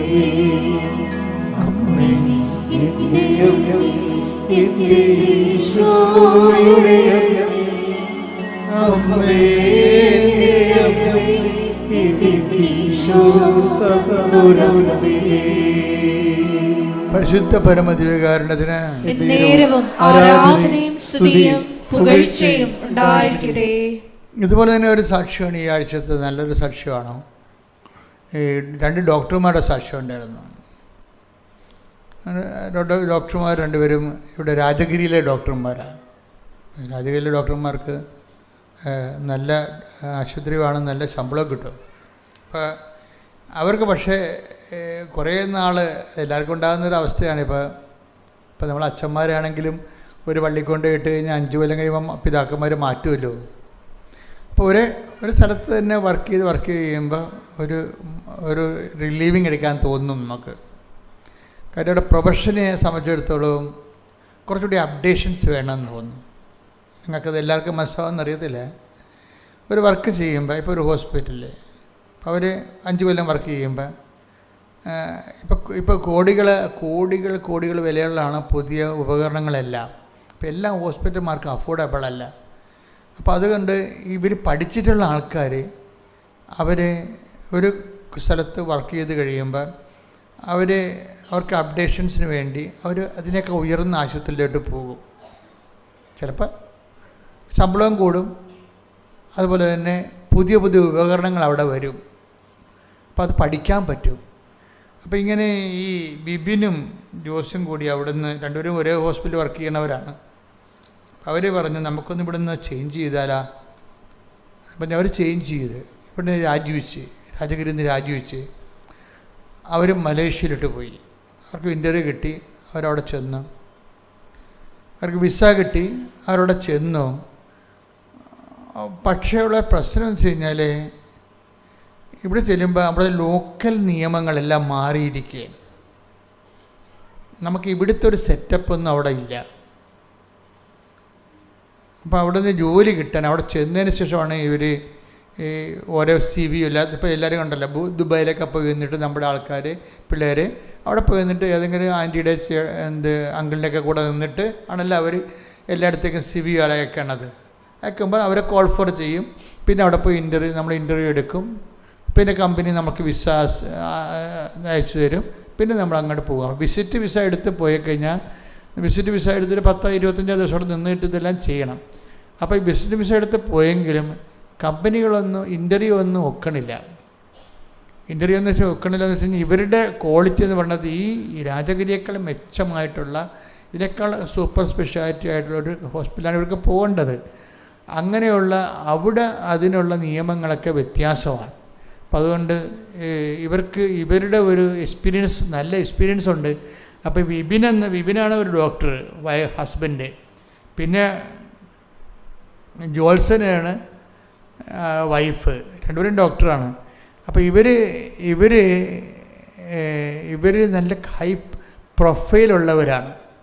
ഹൈ പ്രൊഫൈൽ എന്ന് പറയുമ്പോൾ ഞാനീ സാക്ഷ്യം പറയേണ്ടെന്ന് വിചാരിച്ചിരിക്കുകയായിരുന്നു. കാര്യം ഇതെല്ലാം ടെക്നിക്കൽ ടേംസുമാണ്, എല്ലാവർക്കും നമ്മുടെ അമ്മച്ചിമാർക്കൊന്നും മനസ്സിലാകത്തില്ല. എന്നുവെച്ചാൽ ഹൈ പ്രൊഫൈൽ അവർക്ക് നല്ല മെരിറ്റുണ്ട്, അവർക്ക് പ്രൊഫൈലുണ്ട്. ഇപ്പോൾ ജോത്സനെന്ന് വെച്ച് കഴിഞ്ഞാൽ ഒത്തിരിയേറെ ഇൻ്റർനാഷണൽ ജേണലിലൊക്കെ അവിടെ ആർട്ടിക്കിൾ പ്രസിദ്ധീകരിച്ചിട്ടുള്ളതാണ്, സയൻറ്റിഫിക് ആർട്ടിക്കിൾ പ്രസിദ്ധീകരിച്ചതാണ്.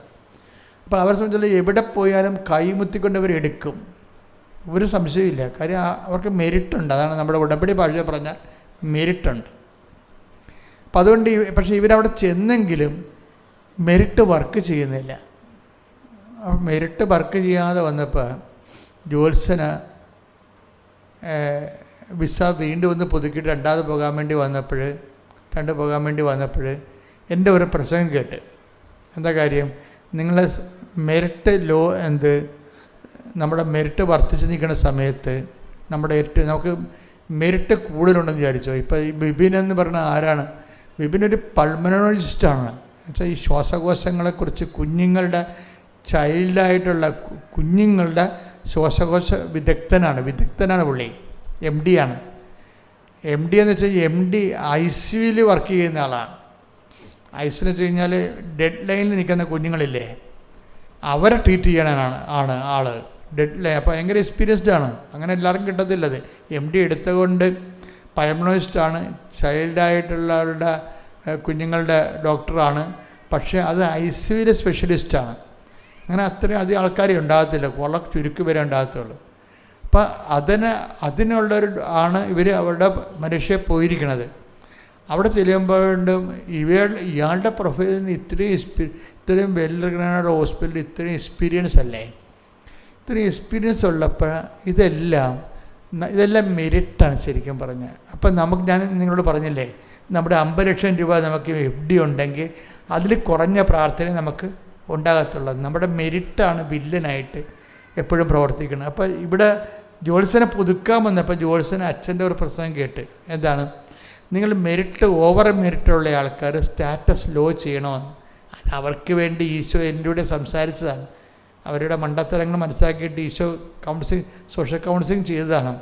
അപ്പോൾ അത് വെച്ചാൽ നിങ്ങൾ ഓവർ മെരിറ്റുള്ള ആൾക്കാരെ സ്റ്റാറ്റസ് ലോ ചെയ്യണമെന്ന് പറഞ്ഞു പ്രസംഗത്തിലുള്ളതാണ്. ഓവർ മെരിറ്റ് എന്ന് പറയുമ്പോൾ ഇതുപോലെ ഇവർ രണ്ടുപേരും ഹൈ മെരിറ്റ്സ് ഉള്ളവരും അവർ ഹൈ പ്രൊഫഷൻസി ഉള്ളവരാണ്. അതിന് പ്രൊഫഷണലിസ്റ്റാണ്, അതിന് എക്സ്പീരിയൻസ് ഉണ്ട്, പിന്നെ റെപ്യൂട്ടേഷനുണ്ട്, എല്ലാം ഉള്ള ആൾക്കാരാണ്. ഇപ്പോൾ ഇവരാകുമ്പോൾ ആരും ഇവർ എടുത്തോളൂ എന്നാണ് ഇവർ പറയണത്. പക്ഷേ ഇവരാരും എടുക്കണില്ല, ഇവരെടുക്കണില്ല. ലോക്കൽ നിയമങ്ങളെല്ലാം വ്യത്യാസമുള്ളത് കണ്ട് ഇവരെടുക്കണില്ല. അപ്പോൾ ഇവർക്ക് പെട്ടതുപോലെ തോന്നി. ഇനി കുഞ്ഞിനെയും കൊണ്ടുപോയിട്ടുണ്ട്, കുഞ്ഞിനെയും പഠിപ്പിച്ചെടുക്കണം അവിടെ. ഇവിടെ നിന്നെല്ലാം TC എല്ലാം കട്ട് ചെയ്ത് പോയിരിക്കുകയാണ്. അവരവിടെ പെട്ടെന്ന് പറയുക. അവർക്ക് പെട്ട് കഴിഞ്ഞപ്പോൾ ജോത്സനും വിപിനും പറഞ്ഞ് അവർ ഷെയ്ക്കായി. അവർ ക്ലച്ച് പിടിക്കണില്ല, ഇനി തിരട്ടനടിക്കാനും പറ്റണില്ല, അവിടെ നിൽക്കാനും പറ്റണില്ല ഒരു വിഷയം. അപ്പോഴാണ് ഈ സ്റ്റാറ്റസ് ലോയിങ് കേൾക്കുന്നത്. കാര്യം ഉടമ്പടിയുടെ ഒരു വിഷയം എന്ന് വെച്ച് കഴിഞ്ഞാൽ ഉടമ്പടി ഒരു സിമ്പിൾ പ്രെയർ അല്ല. ഇതിൻ്റെ അത് പറയുക ഓരോ സെക്ഷൻ ബൈ സെക്ഷൻ ഇംപ്ലിക്കേഷൻസ് ഉണ്ട്. ആപ്ലിക്കേഷൻസൊക്കെ നോക്കുമ്പോൾ വളരെ ശ്രദ്ധിച്ച് ആപ്ലിക്കേറ്റ് ചെയ്ത് കഴിഞ്ഞാൽ സൂപ്പറായിരിക്കും. അപ്പോൾ ഈ എപ്പോഴും എനിക്ക് കർത്താവിനെക്കുറിച്ച് കുറേ ധാരണകൾ തന്നിട്ടുണ്ട്. ബൈബിൾ ഇല്ലാത്ത ഞാനൊന്നും പറയത്തില്ല. അതായത് സ്റ്റാറ്റസ് ലോ ചെയ്യുമ്പോൾ നമ്മൾക്കൊരു പ്രൊമോഷൻ വേണമെന്നുണ്ടെങ്കിൽ നമ്മൾ സ്റ്റാറ്റസ് ലോ ചെയ്യണം. അതാണ് ഫിലിപ്പി 2:6 പറയണത്. ഫിലിപ്പി 2:5 മുതലുള്ള തിരുവചനങ്ങൾ. യേശുക്രിസ്തുവിനുണ്ടായിരുന്ന ഈ മനോഭാവം നിങ്ങളിലും ഉണ്ടാകട്ടെ. ദൈവത്തിന്റെ രൂപത്തിലായിരുന്നെങ്കിലും അവൻ ദൈവവുമായുള്ള സമാനത നിലനിർത്തേണ്ട ഒരു കാര്യമായി ദൈവമായുള്ള സ്റ്റാറ്റസ് നിലനിർത്തേണ്ട ഒരു കാര്യമായി അവൻ പരിഗണിച്ചില്ല. അപ്പം നിങ്ങൾ ഡോക്ടറാകാം, കളക്ടറാകാം, ആ സ്റ്റാറ്റസ് ഡീപ്രമോട്ട് ചെയ്യാതെ നിങ്ങൾക്ക് പ്രൊമോഷൻ കിട്ടത്തില്ല. എന്താ കാര്യം? സ്റ്റാറ്റസാണ് നിങ്ങളുടെ ദൈവം. ഇതിൻ്റെ വിഷയം തന്നെ വിഷയമാണ്. നമ്മൾ നോക്കുമ്പോൾ ഇതൊന്ന് വെടിപ്പായിട്ട് നോക്കിക്കഴിഞ്ഞാൽ മനസ്സിലാകും. ഞാനല്ലാതെ മറ്റൊരു ദൈവം നിനക്കുണ്ടാവരുതെന്ന്. നിൻ്റെ കർത്താവ് ദൈവം ഞാനാകുന്നു, ഞാനല്ലാതെ മറ്റൊരു ദൈവം, അതർ ഗോഡെന്ന് പറയുന്ന ആൾ ഈ സ്റ്റാറ്റസാണ്. ഐഡൻറ്റിഫൈ ചെയ്യാൻ പഠിക്കണം. ഇത് അതർ ഗോഡെന്ന് പറഞ്ഞൊരു ഓപ്ഷൻ വന്നില്ലേ ബൈബിളിൽ? ഞാനല്ലാതെ മറ്റൊരു ദൈവം, അങ്ങനെ പറയേണ്ട കാര്യമില്ലല്ലോ, മറ്റൊരു ദൈവം ഇല്ലല്ലോ. പിന്നെ ഉള്ള ദൈവം ഏതാണ്? അപ്പം നമ്മൾ ഓർക്കും വേറെ ഓരോ മതക്കാർക്കും ഓരോ ദൈവമെന്ന്. അതല്ല സംഭവം. മറ്റൊരു ദൈവം എന്ന് വെച്ചാൽ നമ്മൾ തന്നെ, നമ്മുടെ സ്റ്റാറ്റസ് തന്നെ, ഞാൻ കുറഞ്ഞ പുള്ളിയല്ല, ഞാൻ സ്ഥലത്തെ പ്രധാന ദിവ്യനാണെന്നൊക്കെ പറഞ്ഞുകൊണ്ട് നമ്മളിങ്ങനെ വീടിൻ്റെ നില കൂട്ടിക്കൊണ്ടിരിക്കണില്ലേ? അതൊരു ദൈവം കളിയാണേ. വീടിൻ്റെ അപ്പടെ 2 പേരേ ഉള്ളൂ വീട്ടിൽ. 2 പേരും കാണത്തില്ല. മക്കളെല്ലാം ആസ്ട്രേലിയയിലും അമേരിക്കയിലൊക്കെയാണ്. ഇവിടെ അപ്പാപ്പനും അമ്മാമ്മയും മാത്രമേ ഉള്ളെങ്കിലും ഒരു 16 മുടി വെച്ചിടും. ഈ വെക്കുമ്പോൾ തന്നെ അവർക്കറിയാം അവരാരും ഇവിടെ വരാൻ പോണില്ല, ഇതൊക്കെ വിൽക്കാൻ വേണ്ടി ഇട്ടിരിക്കുകയാണ്, ഇത് കണ്ടവൻ കൊണ്ട് തിന്നുമെന്നുള്ളതെല്ലാം എല്ലാവർക്കും അറിയാം. എന്നാലും മുറിക്ക് എണ്ണം കുറക്കത്തില്ല. എന്താണ്? ഞാനാണ് ദൈവം. അതാണ് വിഷയം. അത് സംഭവത്തിലേ ഉള്ളൂ, വേറെ കുഴപ്പമൊന്നുമില്ല. ഇതൊക്കെ വിറ്റ് കളയാണ്ടാണ്. പെട്ടവരൊക്കെ വിൽക്കുന്നു നോക്കിയോ. ദൈവത്തെ അംഗീകരിക്കേണ്ടത് പോരായ്മയെ കരുതിയാൽ സ്വന്തം ദൈവമായിട്ട് ഉയർത്തിക്കഴിഞ്ഞാൽ അധമ വികാരങ്ങൾ കേൾപ്പിക്കപ്പെടും. റോമർ 1:29. അതാണ് വിഷയം. ഈ നമ്മുടെ ഒരു പ്രലോഭനം എന്ന് പറയുന്നത് ഞാനാണ് ദൈവം എന്നുള്ള ഒരു കോൺസെപ്റ്റിലാണ് ഈ പ്രലോഭനം എല്ലാം കൂടി ഇങ്ങനെ കാക്കയെപ്പോലെ ആർത്തിരമ്പണത് ഇവിടെയാണ്. അപ്പോൾ ഇത് എപ്പോഴും നമ്മൾ ശ്രദ്ധിക്കണം. എന്നെ ദൈവമാക്കുന്ന കുറേ സംഭവങ്ങളുണ്ട്. ഇപ്പോൾ ഇവർ തന്നെ നോക്കുമ്പോൾ എന്താണ്, ഇവരുടെ പ്രൊഫഷനിൽ ഇവർ ഓക്കെയാണ്, എക്സ്പീരിയൻസ് ഓക്കെയാണ്, പ്രൊഫഷൻസി ഓക്കെയാണ്, എല്ലാം ഓക്കെയാണ്. എന്താണ്? ഈ വിഷയത്തിൽ ഇവരാണ് ദൈവം. പക്ഷേ വർക്കൗട്ട് ചെയ്യണില്ല. അപ്പോഴാണ് ജ്യോത്സന ഒരു പ്രശ്നം കേൾക്കണത്, സ്റ്റാറ്റസ് ലോ ചെയ്യണമെന്ന്. സ്റ്റാറ്റസ് ലോ ചെയ്യുന്നതിന് ഉടമ്പടിയിൽ മാത്രമേ, ഇപ്പോൾ നൊവേന കൂടിയ സ്റ്റാറ്റസ് ലോ ചെയ്യാൻ പറ്റത്തില്ല. കാര്യം അതിൻ്റെ കണ്ടൻറ്റ് വൈസ് അതൊരു സിമ്പിൾ വോക്കൽ പ്രെയറാണ്. ഇത് ഉടമ്പടി അങ്ങനെയല്ല, ഇത് പ്രോജക്റ്റ് പ്രെയറാണ്. ഇതിൻ്റെ വ്യത്യാസം നിങ്ങൾ മനസ്സിലാക്കണം. ഉടമ്പടി എന്ന് പറയുന്നത് ഒരു പ്രോജക്റ്റ് പ്രെയറാണ്, പക്ഷേ പ്രോജക്റ്റ് പ്രാർത്ഥനാ പദ്ധതിയാണ്. ഇതിൻ്റെ അകത്ത് ഒരു കണ്ടൻ്റ് എന്ന് പറയുന്നത് സ്റ്റാറ്റസ് ലോയും കണ്ടൻറ്റാണ് കിടക്കുന്നത്. കാരണം പ്രൊമോഷന് വേണ്ടിയുള്ള ഒരു മനുഷ്യൻ തകർന്നു പോയാൽ അവന് ഇപ്പോൾ ടെർമിനേറ്റർ ഫിലിമൊക്കെ നമ്മൾ കാണുമ്പോൾ എന്താണ്, തകർന്നു പോയി. അവനെ ഇട്ടിച്ച് ലേസർ ബോംബ് കൊണ്ട് അടിച്ച് തകർത്ത് കഴിഞ്ഞിട്ട് ടെർമിനേറ്ററിൻ്റെ ആ റോബോട്ട് ഇങ്ങനെ തകർന്നിട്ട് തുള്ളിയായിട്ട് ഇങ്ങനെ മെർക്കുറി തുള്ളിയായിട്ട് കിടക്കും. നമുക്ക് കുറച്ച് കഴിയുമ്പോൾ ഈ മെർക്കുറി തുള്ളികളെല്ലാം കൂടി തമ്മിൽ ചോദിച്ച് ആ ടെർമിനേറ്ററായിട്ട് പിന്നെയും വരും. ഇതുപോലെ തന്നെയാണ് നമ്മൾ ഒരാൾ തകർന്നു പോയാൽ ഒരാളെ തിരിച്ച് പുനരുദ്ധരിക്കാൻ വേണ്ടിയുള്ള മാർഗ്ഗമാണ് സ്റ്റാറ്റസ് ലോയിങ് എന്ന് പറയുന്നത്. അത് അപ്ലൈ ചെയ്യണം. അപ്പോൾ ജോൺസൺ അത് കേട്ടിട്ട് പറഞ്ഞ് ബിബിൻ ഡോക്ടറിനോട് പറയും, നമ്മൾ ഡോക്ടേഴ്സാണ്, പക്ഷേ നമ്മൾ ഈ വിഷയത്തിൽ ഇപ്പോഴും നമ്മൾ സ്റ്റാറ്റസ് ലോ ചെയ്താൽ നമ്മളുടെ മെറിറ്റിലല്ലാതെ, not by merit but by grace. അതാണ് ഗ്രേസിൻ്റെ ഓപ്ഷൻ കിടക്കുന്നത് സ്റ്റാറ്റസ് ലോയിങ്ങിലാണ് കിടക്കുന്നത്. അതുകൊണ്ട് ഗ്രേസ് ടാപ്പ് ചെയ്യണമെന്നുണ്ടെങ്കിൽ സ്റ്റാറ്റസ് ലോ ചെയ്യണം. അപ്പോൾ അവർ രണ്ടുപേർക്കും കൂടി, അവർ രണ്ടുപേരും നല്ല വിശ്വാസികളാണ്, അതാണ് ഏറ്റവും ബേസിക് ഗുണം. അപ്പോൾ അവരെന്ത് ചെയ്യുന്നത്, ഇംഗ്ലീഷ് പത്രം മേടിച്ചുകൊണ്ട് പോയി നടുറോട്ട് നിന്നിട്ട് കൊടുക്കാൻ തുടങ്ങി മലേഷ്യയിൽ. ഇംഗ്ലീഷ് പത്രം മേടിച്ചുകൊണ്ട് പോയി നടുറോട്ട് ഇരുന്നുകൊണ്ട് കൊടുക്കാൻ തുടങ്ങി. അപ്പോൾ കൂട്ടുകാരൊക്കെ വന്നപ്പോൾ നിങ്ങൾ ഡോക്ടറല്ലേ, നിങ്ങൾക്ക് വിദ്യാഭ്യാസമുണ്ട്, വിവരമില്ലെന്ന് പറഞ്ഞിട്ട് പോയി. ഇങ്ങനെ വരും ചെയ്യുക. ഇതൊക്കെ നമ്മൾ റീസണല്ല ഉപയോഗിക്കണം. സയൻറ്റിഫിക് മേഖലയല്ല വർക്ക് ചെയ്യണത്, ശാസ്ത്രം പറയണതല്ലേ നമ്മൾ അംഗീകരിക്കത്തുള്ളൂ. അപ്പോൾ കൂട്ടുകാർ ഡോക്ടേഴ്സൊക്കെ വന്നിട്ട് ഇവരോട് പറയും, നിങ്ങളിത് വിഡ്ഢിയാന്മാരെ, എന്തെങ്കിലും ഇത്രയും അധപ്പതിച്ച എന്താ കാര്യം, ഇതിങ്ങനെ ഒരു വിവരമില്ലാത്തവന്മാരല്ലേ ഇതൊക്കെ ചെയ്യത്തുള്ളൂ എന്നൊക്കെ പറഞ്ഞുകൊണ്ട് ഇവരെ സ്ക്രൂ കയറ്റിയപ്പോൾ ഇവർക്ക് കാര്യം മനസ്സിലായി. എൻ്റെ ക്ലാസ് അവർക്ക് കൃത്യമുള്ളത് കൊണ്ട് ഇങ്ങനെയുള്ള ആൾക്കാർ വരണം. നമ്മൾ അതായത് ദൈവം നോക്കണത് എങ്കിലും നീ എൻ്റെ നാമത്തെ, ആൾക്കാരിങ്ങനെ ഓരോ തോന്നിവാസമൊക്കെ പറഞ്ഞ് നമ്മൾ ഇടിച്ചു താത്താൻ നോക്കി, നമ്മളെ എങ്കിലും ടേക്ക് ദ ബെഡ്. വെളിപാട് 3:8. വെളിപാട് 3:8. നിന്റെ പ്രവൃത്തികൾ ഞാൻ അറിയുന്നു. കണ്ട, അതാ വിഷയം. നോക്കി, വെളിപാട് 3:8 എന്താണ്? ഒന്നേറ്റ് പറഞ്ഞ്, നിന്റെ പ്രവൃത്തികൾ ഞാൻ അറിയുന്നു. ദൈവം അറിയുന്നു. ഇതാ നിന്റെ മുൻപിൽ ആർക്കും പൂട്ടാൻ കഴിയാത്ത വിധം തുറന്നു കിടക്കുന്ന ഒരു വാതിൽ ഞാൻ സ്ഥാപിച്ചിരിക്കുന്നു. കൈയടിച്ചട്ടെ, ശ്രദ്ധിക്കട്ടെ. ഹല്ലേലൂയ, ഹല്ലേലൂയ, ഹല്ലേലൂയ. പാടാം, ശ്രദ്ധിക്കട്ടെ. ഹല്ലേലൂയ, ഹല്ലേലൂയ, ഹല്ലേലൂയ, യേശുവേ സ്തുതി. ഹല്ലേലൂയ, ഹല്ലേലൂയ, ഹല്ലേലൂയ, ഹല്ലേലൂയ, ഹല്ലേലൂയ.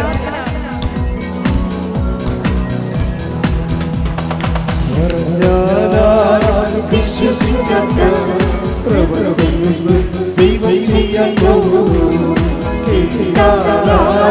സമ്മതിക്കാത്ത പ്രവൃത്തിയൊന്നും നാം ചെയ്യാൻ പോകുന്നു.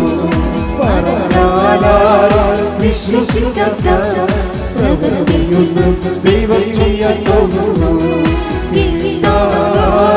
സമ്മതിക്കാത്ത പ്രവൃത്തിയൊന്നും നാം ചെയ്യാൻ പോകുന്നു. നമുക്ക് മാനേജ് ചെയ്യാൻ പറ്റാത്തത് മാനേജ് ചെയ്യപ്പെടത്തില്ലെന്നല്ല, അത് കർത്താവ് മാനേജ് ചെയ്യുന്ന. അതാണ് ആർക്കും പൂട്ടാനാകാത്തൊരു വാതിൽ. അതായത് നിങ്ങളുടെ നിയമങ്ങൾക്കോ, നാട്ടിലെ നിയമങ്ങൾക്കോ, നിങ്ങളുടെ ശത്രുക്കൾക്കോ, നിങ്ങൾക്ക് പാരയെ സൂചി വെക്കുന്നവർക്കോ ആർക്കും പൂട്ടാനാവാത്തൊരു വാതിൽ ഞാൻ നിൻ്റെ മുമ്പിൽ സ്ഥാപിക്കുന്നു. അടുത്ത വചനം എന്താണ്? നിന്റെ ശക്തി പരിമിതമാണ്.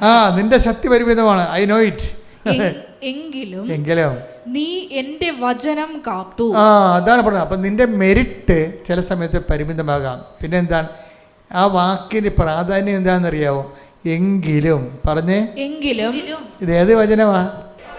വെളിപാട് 3:8. അതിനകത്തുള്ള വാക്യതാണ് പ്രധാനപ്പെട്ടത്. എങ്കിലും.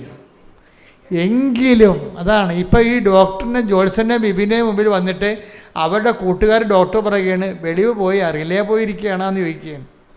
നമ്മൾ സയൻസ് മേഖലയിൽ പ്രവർത്തിക്കുന്നവരല്ലേ, നിങ്ങൾക്ക് വിദ്യാഭ്യാസമുണ്ട്, വിവരമില്ലേ? ഇങ്ങനെയൊക്കെ വലുതൊക്കെ വിവരമില്ലാത്ത ആൾക്കാരാണ് ഈ റോഡിൽ നിന്നുകൊണ്ട് ഇതൊക്കെ കൊടുക്കുന്നത്, മതത്തിൻ്റെ പുറകെ പോകണതെന്നൊക്കെ പറഞ്ഞുകൊണ്ട് യുക്തിവാദികളായ ഡോക്ടർ ഇവരെ കുത്തി സംസാരിക്കും. അപ്പോഴും അവരതിന് മാറത്തില്ല. എങ്കിലും അതാ പറഞ്ഞു കേട്ടില്ലേ? ഇത് നമുക്ക് വേണ്ടതാണ്. ഇങ്ങനെ ആൾക്കാർ പറയണം, പറഞ്ഞിട്ട് നമ്മൾ നിലനിൽക്കണം. നമുക്ക് ചുറ്റുമുള്ള ആൾക്കാരെല്ലാം ഇതുപോലെ ദൈവത്തിൻ്റെ വഴികളിൽ നിന്ന് പിന്തിരിഞ്ഞ് പോകണം. നമ്മുടെ വീട്ടുകാർ വിശ്വാസം ചിലപ്പോൾ സമയത്ത് നമ്മളെ കുത്തിപ്പറയും, വിശ്വാസത്തിനെ തള്ളിപ്പറയും. ഇതെല്ലാം കൊള്ളാം, അധികമായാൽ അമൃതം വിഷമാണെന്ന് പറയും. എല്ലാ ദിവസവും പ്രാർത്ഥിക്കാൻ പള്ളിയിൽ പോകണേ അമ്മമാർ പറയും. ഇപ്പം തന്നെ ബിബിനോട് ജോത്സനൊക്കെ ഒരു പരിപാടിയുണ്ട്, രാത്രി ഇരുന്നുകൊണ്ട് സാക്ഷ്യം കേൾക്കും. അപ്പം നിങ്ങൾക്കറിയാമല്ലോ, വൈഫ് രാത്രി ഇരുന്നുകൊണ്ട് ഈ സാക്ഷ്യം കേൾക്കുമ്പോൾ ഹസ്ബൻഡിന് സങ്കടം വരും. അപ്പോൾ ജോത്സനായി രാത്രിയെങ്കിലും ഇത് കേൾക്കാൻ പാടില്ലാതിരിക്കുകയല്ലേ എന്ന് ചോദിക്കും. ആരാണ്? അപ്പം വൈഫ് രാത്രി ഇരുന്നുകൊണ്ട് കൃപാസനം സാക്ഷ്യം കേൾക്കുകയാണ്. അപ്പോൾ ജോത്സനോട് ബിബിൻ ചോദിക്കും, എൻ്റെ ജോത്സനെ രാത്രിയെങ്കിലും നീ ഇതൊന്ന് ഓഫ് ചെയ്ത് വെക്കാൻ പാടില്ലേ സാക്ഷ്യം എന്ന് ബിബിൻ ചോദിക്കും. അപ്പോൾ എന്താ വെച്ച് കഴിഞ്ഞാൽ ഇവർക്ക് ഇതിൻ്റെ അഭിഷേകം കിട്ടിയിരിക്കുകയാണ്, ഇവരിതിൽ നിന്നാണ് സർവ് ചെയ്ത് വരണത്. അപ്പം ബിബിനത് മനസ്സിലായിട്ടില്ല, ബിബിൻ ആ ലെവലിലേക്ക് എത്തിയിട്ടില്ല. പക്ഷേ ബിബിനെ സംബന്ധിച്ചിടത്തോളം ഇവർ പത്രം കൊടുക്കാൻ തുടങ്ങിക്കഴിഞ്ഞപ്പോൾ ഇവർ ഹോസ്പിറ്റലിൽ വിളിച്ച്, ഒരു ഹോസ്പിറ്റൽ, അവിടുത്തെ ഏറ്റവും ഹയസ്റ്റ് ഹോസ്പിറ്റൽ വിളിച്ചപ്പോൾ ഇവർ ഈ കുഞ്ഞുങ്ങളുടെ ഇതിന് അവർക്ക് ജോലി കിട്ടി, പക്ഷേ ഇയാൾക്ക് ജോലി കിട്ടിയിട്ടില്ല, വിപിന് ജോലി കിട്ടിയിട്ടില്ല. ഈ വിപിനെ വിളിച്ചപ്പോൾ എന്താ പ്രശ്നം വെച്ചാൽ ഹയസ്റ്റ് സൂപ്പർ സ്പെഷ്യാലിറ്റിയാണ് വിളിച്ചിരിക്കുന്നത്. അപ്പോൾ ഇയാൾ കുഞ്ഞുങ്ങളുടെ തന്നെ പൾമണോളജിസ്റ്റുകളെ ICU ഇൻറ്റൻസീവ് കെയറിലുള്ള ആളാണ്, അതിൻ്റെ ടെക്നീഷ്യനാണ്. അപ്പോൾ അതിൻ്റെ അകത്തെ പ്രശ്നം വെച്ച് കഴിഞ്ഞാൽ അവർ ഈ നമ്മളെപ്പോലെ ഇങ്ങനെ റെക്കമെൻഡ് ചെയ്തോ അല്ലെങ്കിൽ ഒരു ഇൻ്റർവ്യൂ നടത്തിയല്ല അവർ ആളെ എടുക്കുന്നത്. ഒരു പാനലാണ്. അത് പ്രൈവറ്റിൽ അങ്ങനെ ഇല്ല. ഇവിടെയൊക്കെ പ്രൈവറ്റുകാർക്ക് ഇൻ്റർവ്യൂ ചെയ്ത് അവരുടെ ഹോസ്പിറ്റലിലൊക്കെ ആളെ എടുക്കാൻ പറ്റും. മലേഷ്യയിൽ പറ്റത്തില്ല. മലേഷ്യയിൽ ഇതുപോലെ ICU ഇൻറ്റൻസീവ് കെയറിലേക്ക് പോകുന്ന ഹൈ ടെക്നീഷ്യനൊക്കെ എടുക്കണമെങ്കിൽ സ്റ്റേറ്റ് ഗവൺമെൻറ് പാനലുണ്ട്. അത് സയൻറ്റിസ്റ്റുകളായിരിക്കും മിക്കവാറും. ആ മേഖലയിൽ ഭയങ്കര എക്സ്പീരിയൻസ് ഉള്ള ആ പാനലിൻ്റെ 5 ചോദ്യങ്ങളുണ്ട്. 5 ചോദ്യങ്ങൾക്ക് വിപിൻ മറുപടി പറയണം. അപ്പോൾ ഭയങ്കര പാടാണ്. അപ്പോൾ വിപിനോട് ജോത്സനെ പറയും, നിങ്ങൾ ചെല്ലുമ്പോൾ തന്നെ ഇത്തിരി ഉപ്പ് അവരുടെ കോലായിലിടാം. മലേഷ്യയിൽ അവിടെ കൊണ്ട് കുറച്ച് ഉപ്പ് ഇടണം, ഇത് വിശ്വപ്രമാണം ചെല്ലണം, കുറച്ച് ഉപ്പ് പോക്കറ്റ് ഇടണം. അപ്പോൾ പറയാം, ജോത്സന ഞാൻ അവിടെ കൊണ്ട് ഇടാം, പക്ഷേ എൻ്റെ പോക്കറ്റ് ഇടേണ്ട കാര്യമുണ്ട്. അത് എന്നുവെച്ചാൽ ഇത് ആപ്ലിക്കേഷൻസാണ്. ഇവർ ഡോക്ടേഴ്സായത് സയൻറ്റിഫിക് പ്രൊഫൈലായ കാരണം ഇവർക്ക് കാര്യങ്ങളറിയാം, റീസണബിളായിട്ട് കാര്യങ്ങളറിയാം. പക്ഷേ ആപ്ലിക്കേറ്റ് ചെയ്യുമ്പോൾ ഒരു ചെറിയ ചളിപ്പുണ്ട് അവർക്ക്. എന്നാലും ജോസഫ് അതവിടെ കിടക്കട്ടെ, ആവശ്യം ഉണ്ടാവും. എന്താ പ്രശ്നം വെച്ച് കഴിഞ്ഞാൽ ഉപ്പിൻ്റെയൊക്കെ പ്രോബ്ലം എന്ന് പറയണത്, ഉപ്പെന്ന് പറഞ്ഞാൽ നിങ്ങളവർക്ക് ഇത് നിങ്ങൾ പറയണ ഉപ്പല്ല ഇത്. നിങ്ങൾ ഇവിടുന്ന് നിങ്ങളത് ആപ്ലിക്കേറ്റ് ചെയ്യുമ്പോൾ not by merit but by ഗ്രേസിലാണ് സംഭവം. നമുക്ക് മെറിറ്റ് പോകത്തില്ലേ. നമ്മുടെ ഓപ്ഷൻ എന്താ? എമർജൻസി. ഇപ്പോൾ ലൈറ്റ് പോയി കഴിഞ്ഞാൽ എമർജൻസി അല്ലേ ഓപ്ഷൻ ഇല്ലേ? അപ്പോൾ മെറിറ്റ് പോയി കഴിഞ്ഞാൽ ഉടനെ ഗ്രേസാണ് ഓപ്ഷൻ. ഗ്രേസിന് നമ്മൾ എന്ത് ചെയ്യണം? നമ്മൾ കൈയും കാലും പൊക്കിയിട്ട് നമ്മൾ നമ്മൾ കൈ പൊക്കിയിട്ട് പട്ടാളക്കാർ യുദ്ധം തോക്കുമ്പോൾ എന്താ പറയണത്? കൈ പൊക്കും അല്ലേ? യുദ്ധം പൊക്കിയിട്ട് തോക്ക് താഴെ വെച്ചിട്ട് കൈ പൊക്കും. അതുപോലെയുള്ള പരിപാടിയാണ് ഉപ്പിടൽ. എന്ന് വെച്ചാൽ എൻ്റെ മെറിറ്റ് തീർന്ന് ഇനി നീ മാത്രമേ എനിക്കുള്ളൂ, ഇനി നീ മാത്രമേ ഉള്ളൂ. അതാണ് ഉപ്പിടുന്നത്. ഉപ്പിട്ട് കഴിഞ്ഞാൽ അതിൻ്റെ അർത്ഥം അവകാശമാണ്.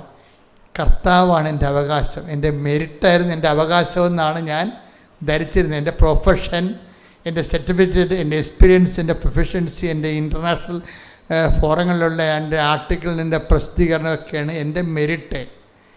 ആ മെറിറ്റ് ഇവിടെ ഡൈ ഔട്ടായി പോയി. ഇനി എന്താണ്? ഇനി നിൻ്റെ ഗ്രേസേ ഉള്ളൂ. അത് ഞാൻ പ്രഖ്യാപിക്കുന്നതിൻ്റെ ഇൻസ്ട്രുമെൻറ്റാലിറ്റിയാണ് ഈ ഉപ്പ് ഇംപ്ലിക്കേഷൻ, ഈ ആപ്ലിക്കേഷൻ എന്ന് പറയുന്നത്. എന്താണ്? Not by merit but by grace. ഇനി എൻ്റെ അവകാശം എൻ്റെ മെറിറ്റല്ല, എൻ്റെ അവകാശം എൻ്റെ കർത്താവാണ്. കർത്താവ് വിചാരിച്ചാൽ ഞാനിവിടുന്ന് രക്ഷപ്പെടത്തുള്ളൂ. അതാണ് വിഷയം. അപ്പോൾ അതുകൊണ്ട് സംഖ്യാപുസ്തകം എടുത്തവനെ, സംഖ്യാപുസ്തകം സ്തുതിക്കട്ടെ. ഹല്ലേലൂയ. ഇസ്രായേൽ ജനം കർത്താവിന് നീരാജനമായി. നീരാജനം കഴിഞ്ഞാൽ സോൾട്ടഡ്, അതായത് ലവണ ഉടമ്പടിയായി നീരാഞ്ജനമായി സമർപ്പിക്കുന്ന വിശുദ്ധ കാഴ്ചകളെല്ലാം നിനക്കും പുത്രന്മാർക്കും പുത്രിമാർക്കും ശാശ്വത അവകാശമായി ഞാൻ നൽകുന്നു. കർത്താവിന്റെ സന്നിധിയിൽ നിനക്കും സന്തതികൾക്കും ഇത് എന്നേക്കും നിലനിൽക്കുന്ന അലംഘനീയമായ ഉടമ്പടിയായിരിക്കും. ഇതിന് കവനന്റ് ഓഫ് ദി സാൾട്ട് എന്നാണ് പറയണത്, ഉപ്പിൻ്റെ ഉടമ്പടിയെന്ന്. ഉടമ്പടിയെന്ന് നമുക്ക് നിങ്ങളിപ്പോൾ പല സ്ഥലങ്ങളിലൊക്കെ ധ്യാനകേന്ദ്രങ്ങളൊക്കെ ഉപ്പൊക്കെ വെച്ചിട്ട് കൊടുക്കും. അതല്ല കൃപാസന ഉടമ്പടി ഉപ്പാണ് തരണത്. ഉടമ്പടി ഉപ്പെന്ന് പറയുന്നത് ഈ സംഖ്യ 18 വായിച്ച് നീരാജനം ചെയ്ത നീരാജനം എന്ന് വെച്ച് കഴിഞ്ഞാൽ ലവണലിപ്തമായ ഉപ്പ് തളിച്ചതെന്ന് എൻ്റെ അർത്ഥം. നെഞ്ചും വലത്തെ കാൽക്കുറകും പോലെ. അതായത് ബലിവസ്തുവിനെ കുറിച്ച് പറയണ, ആടിനെ കുറിച്ച്, ബലിയർപ്പിക്കപ്പെട്ട ആടിനെ നെഞ്ചും, ആടിൻ്റെ നെഞ്ചും ഉപ്പ് തളിക്കും. പിന്നെന്താണ്? വലത്തെ കാൽക്കുറകും പോലെ. വലത്തെ കാലത്തോടെയും ഉപ്പ് തളിക്കും. പറ. അവയുടെ മാംസം അവിടെ മാംസം നിനക്ക് അവകാശപ്പെട്ടതാണ്. നിനക്ക് അവകാശപ്പെട്ടതാണ്. ആർക്കാണ്? ലേവിയർക്ക്, പുരോഹിതന്മാർക്ക്. പറ. ഇസ്രായേൽ ജനം കർത്താവിന് നീരാജനമായി ഉപ്പ് തളിച്ചതായിട്ട് സമർപ്പിക്കുന്ന വിശുദ്ധ കാഴ്ചകളെല്ലാം നിനക്കും പുത്രന്മാർക്കും പുത്രിമാർക്കും ശാശ്വത അവകാശമായി ഞാൻ നൽകുന്നു. കർത്താവിന്റെ സന്നിധിയിൽ നിനക്കും സന്തതികൾക്കും ഇത് എന്നേക്കും നിലനിൽക്കുന്ന അലംഘനീയമായ ഉടമ്പടിയായിരിക്കും. അതെന്താ പ്രശ്നം വെച്ച് കഴിഞ്ഞാൽ, ലേവ്യ പുരോഹിതന്മാർക്ക് ഇപ്പം ഇസ്രായേലിൻ്റെ 12 ഗോത്രങ്ങളില്ലേ, ഇപ്പം മോശ ഇവർ വാഗ്ദാന നാട്ടിലെത്തിയപ്പോൾ എല്ലാവർക്കും വാഗ്ദാന നാടിൻ്റെ 12 ഭാഗങ്ങളെ 11 ഭാഗങ്ങളെയും ഭാഗിച്ച് യൂദയ ഒരാൾക്ക്, സമറിയ ഒരാൾക്ക്, ഇങ്ങനെ ഭാഗിച്ച് കൊടുത്തു. അതാണ് ഇയാളെ വിടാത്തതിൻ്റെ കാര്യമേ. ഈ നെഥന്യാഹു ഈ യുദ്ധം നടക്കണില്ലേ, നെഥന്യാഹു ചൊട്ടക്ക് വിടാത്തതിൻ്റെ കാര്യം അയാൾക്ക് ആ ഇസ്രായേൽ ഗോത്രത്തിന് ലഭിച്ചിട്ടുള്ള സ്ഥലങ്ങളെക്കുറിച്ച് നല്ല ഐഡിയ ഉണ്ട്. അയാൾ സിറിയയിൽ പോയി നിൽക്കണ എന്താ ഇപ്പം പോയി സിറിയയിൽ നിൽക്കണില്ലേ? സിറിയയിൽ ഇസ്രായേൽ പള്ളാൻ കയറിയിട്ട് അത് ഇതുപോലെ ഇസ്രായേൽ ഗോത്രത്തിൻ്റെ ഒരു ഓഹരിയായിരുന്നു പണ്ടത്തെ. അവരെ തല്ലി ഓടിച്ചു, റോമക്കാർ തല്ലി ഓടിച്ചപ്പോൾ ഇവർ കയറി അറബികൾ അവിടെ കയറി ഇൻവൈറ്റ് ചെയ്തിട്ട് പിന്നീട് ഇവനോട് കാലത്ത് 1948 ഇവർക്ക് ചെറിയൊരു പോർഷൻ അവർ വില കൊടുത്ത് വാങ്ങിച്ചതാണ് അവിടെ. പക്ഷേ അവിടെ മനസ്സിലിരിക്കുന്നത് ദാവീദിൻ്റെ കാലത്തുണ്ടായിരുന്ന അവരുടെ പോർഷനാണ് അവിടെ മനസ്സിൽ. അതാണ് ഗ്രേറ്റർ ഇസ്രായേൽ എന്ന് പറയണത്. ഇന്നത്തെ കാലത്ത് ഇത് മാത്രം വില പോകുമെന്ന് നമുക്കറിയത്തില്ല. രക്തരൂക്ഷിതമായൊരു സബ്ജക്റ്റാണത്. പക്ഷേ എനിവേ ഇങ്ങനൊരു ചരിത്രം ഉണ്ട് അതിന്. അപ്പോൾ എന്താ പ്രശ്നം വെച്ച് കഴിഞ്ഞാൽ, ഇങ്ങനെ ദൈവം ഇങ്ങനെ ഓരോരുത്തർക്കും ഈ ജോഷുവയിലൂടെ എല്ലാം ഇത് കൊടുത്തു കഴിഞ്ഞപ്പോഴാണ് ലേവ്യരോട് പറഞ്ഞ്, അഹറോൻ എന്ന് പറയുന്ന പുരോഹിതൻ അയാളാണല്ല, അതൊരു ഗണമാണ്, അതൊരു വംശമാണ്. പറഞ്ഞു നിനക്ക് ഇസ്രായേലിൽ ഓഹരിയില്ലെന്ന് പറഞ്ഞു. ഇസ്രായേൽ നിനക്ക് ഓഹരിയില്ല. അപ്പം അഹറോന് ഒരു സങ്കടവുമില്ല. എന്താ പറയണത്? ഞാനാണ് നിൻ്റെ ഓഹരി എന്ന്. ഹല്ലേലൂയ. സംഖ്യ 18:20 കർത്താവ് അഹ്റോനോട് അരുളി ചെയ്തു, ഇസ്രായേലിൽ നിനക്ക് ഭൂമി അവകാശമായി ലഭിക്കുകയില്ല. മെറിറ്റ് ഇല്ലെന്നായി പറയണത്. മെറിറ്റ് ഇല്ല, അവകാശമായി ഇല്ല. അവരെ പോലെ നിനക്ക് ഓഹരിയും ഉണ്ടായിരിക്കുകയില്ല. ഞാനാണ് നിന്റെ അവകാശവും ഓഹരിയും.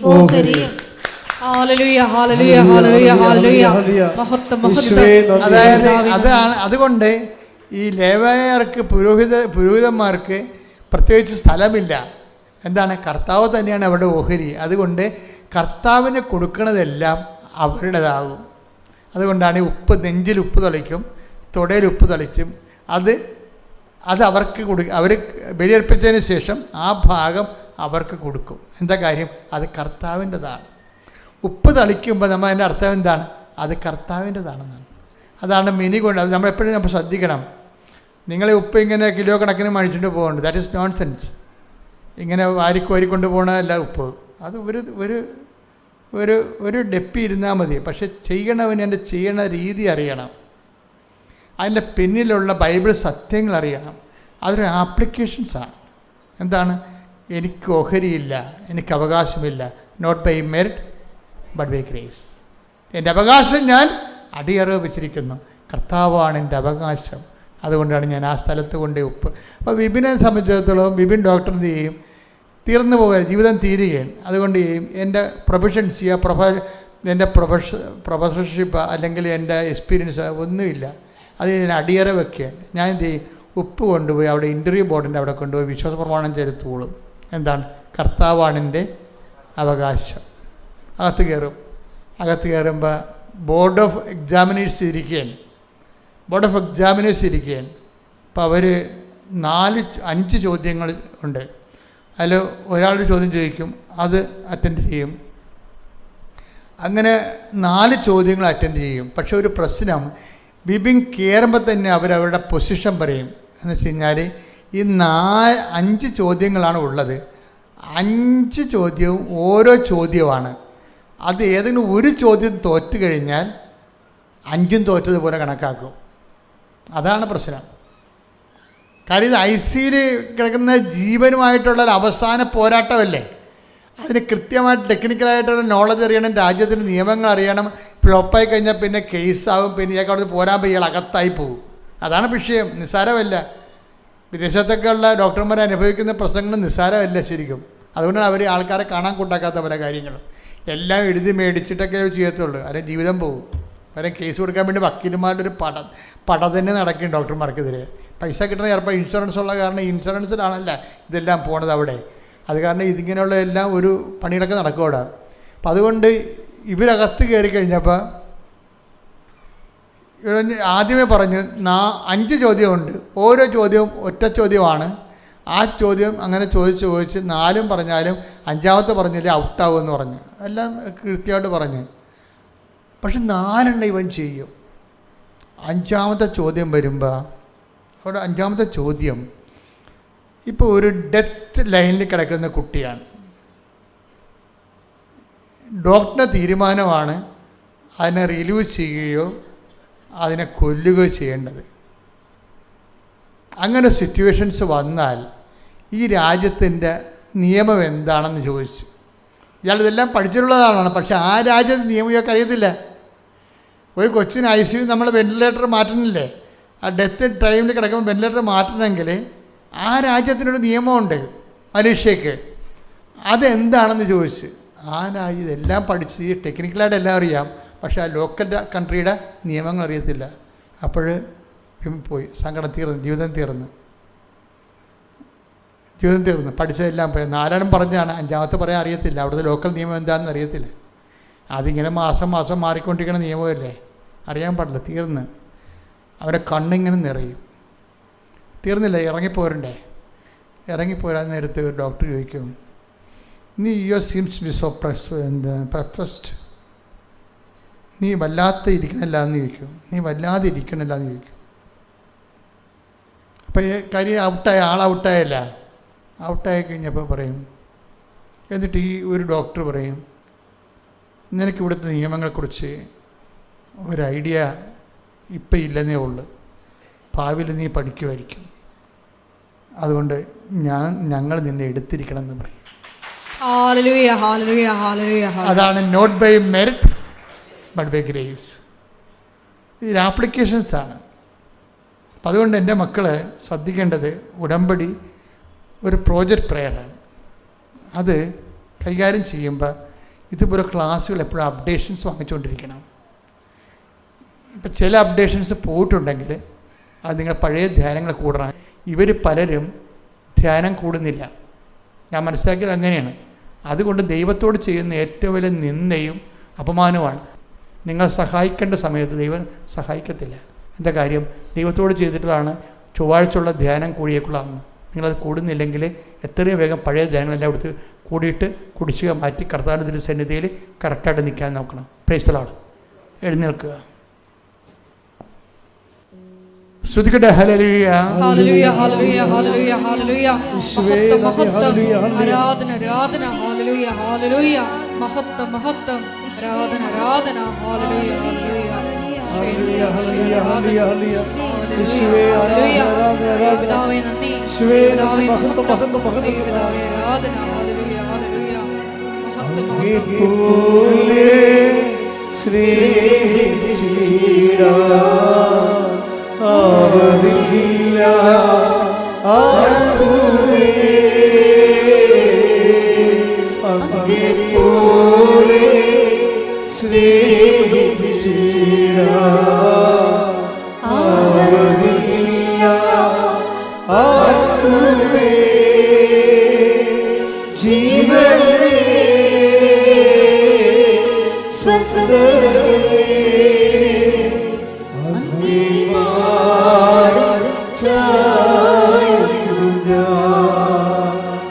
ജീവനേ സ്വന്തമേ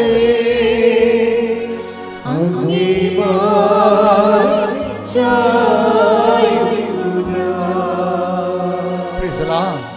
the Lord. രോഗസൗഖ്യ പ്രാർത്ഥനയ്ക്ക് പോവുകയാണ്. എൻ്റെ മക്കളെ, വളരെ നല്ലൊരു സമയമാണിത്. കർത്താവ് പ്രസാദിച്ച് നിൽക്കുന്ന സമയമാണ്. നിങ്ങളെ വചനം കേട്ട് കേട്ട് വിശ്വാസം കൂടി നിൽക്കുന്ന സമയമാണ്. അതുകൊണ്ട് രോഗത്തിന് ഈ സമയത്ത് സുഖപ്പെട്ട ഒത്തിരി സാക്ഷ്യങ്ങൾ നമ്മൾ കേട്ടിട്ടുണ്ട്. അതുകൊണ്ട് രോഗമുള്ളത് ബ്ലീഡിങ് ആയാലും ശരി, ശ്വാസകോശ രോഗങ്ങളായാലും ശരി, സ്പോണ്ടിലോസിസ് രോഗങ്ങളായാലും ശരി, തൈറോയ്ഡ് രോഗങ്ങളെ, പിസ്തുല ആയാലും PCOD ആയാലും എല്ലാം അതാ സ്ഥലങ്ങളിൽ അബ്ഡോമൻ രോഗങ്ങൾക്കെല്ലാം അടിവയിലാണ് കൈവെക്കേണ്ടത്. ശിരസംബന്ധമായ രോഗങ്ങൾക്ക് ശിരസ് കൈവെക്കണം. അച്ഛനിങ്ങനെ പ്രാർത്ഥിച്ചുകൊണ്ടേയിരിക്കും. കർത്താവ് നിങ്ങളെ ആൾത്താരെ അനുഗ്രഹിച്ചുകൊണ്ടേയിരിക്കും. മാതാവ് നമുക്ക് വേണ്ടി മധ്യസ്ഥ പ്രാർത്ഥന നടത്തിക്കൊണ്ടേയിരിക്കും. അപ്പോൾ വളരെ ഹാപ്പി ആകണം. ഒന്ന് ശ്രുതികട്ടെ. ഹല്ലേലൂയ, ഹല്ലേലൂയ, ഹല്ലേലൂയ, ഹല്ലേലൂയ. മഹത്വം, മഹത്വം, ആരാധന, ആരാധന.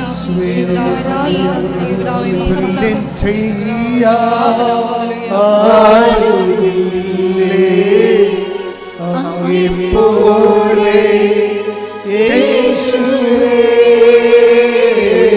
തുല്യം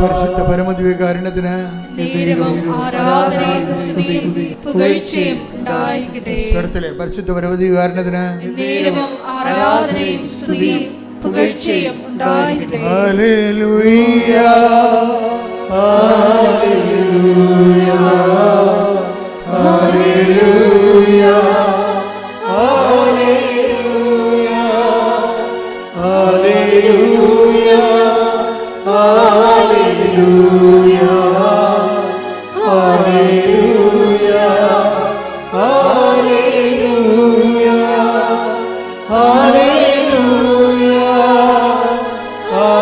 ഹല്ലേലൂയ,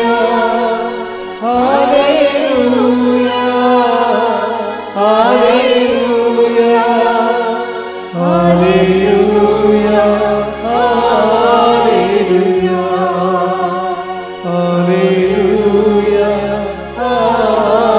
ഹല്ലേലൂയ, കണ്ണുകളുടെ ഒരു നിമിഷം കർത്താവ് അനുഗ്രഹിക്കുന്ന നിമിഷങ്ങളിലേക്ക് നമ്മൾ എത്തുകയാണ്. യേശാവ്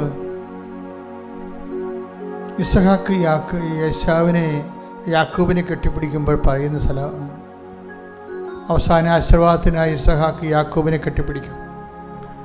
അപ്പോൾ അവൻ്റെ മേലങ്കിയുടെ സുഗന്ധം അവൻ്റെ നാസികയിലെ ഘ്രാണിക്കുമ്പോൾ ഇസഹാക്ക് പറയും, നീ എൻ്റെ മകൻ യേശാവ് തന്നെ, നിൻ്റെ ഉടുപ്പ് കർത്താവ് കനിഞ്ഞനുഗ്രഹിച്ച വയലിൻ്റെ മണമാണ്. ദൈവത്തിലെ നീ നിൽക്കുന്നത് മാതാവ് പ്രത്യക്ഷപ്പെട്ട കർത്താവ് കനിഞ്ഞങ്ങ് അനുഗ്രഹിച്ച 10,000 കണ്ണീരൊക്കെ ദൈവം തുടച്ച ദൈവികമായ സ്ഥലത്താണ് നിൽക്കുന്നത്. നീ നിൽക്കുന്നതല്ല, നിന്നെ നിർത്തിയതാണ്. ശ്രുതിക്കട്ടെ ഹല്ലേലൂയ. ഹല്ലേലൂയ ഹല്ലേലൂയ യേശുവേ നന്ദി. ഹല്ലേലൂയ ഹല്ലേലൂയ ഹല്ലേലൂയ ഹല്ലേലൂയ ഹല്ലേലൂയ ഹല്ലേലൂയ ഹല്ലേലൂയ ഹല്ലേലൂയ ഹല്ലേലൂയ ഹല്ലേലൂയ ഹല്ലേലൂയ ഹല്ലേലൂയ ഹല്ലേലൂയ ഹല്ലേലൂയ.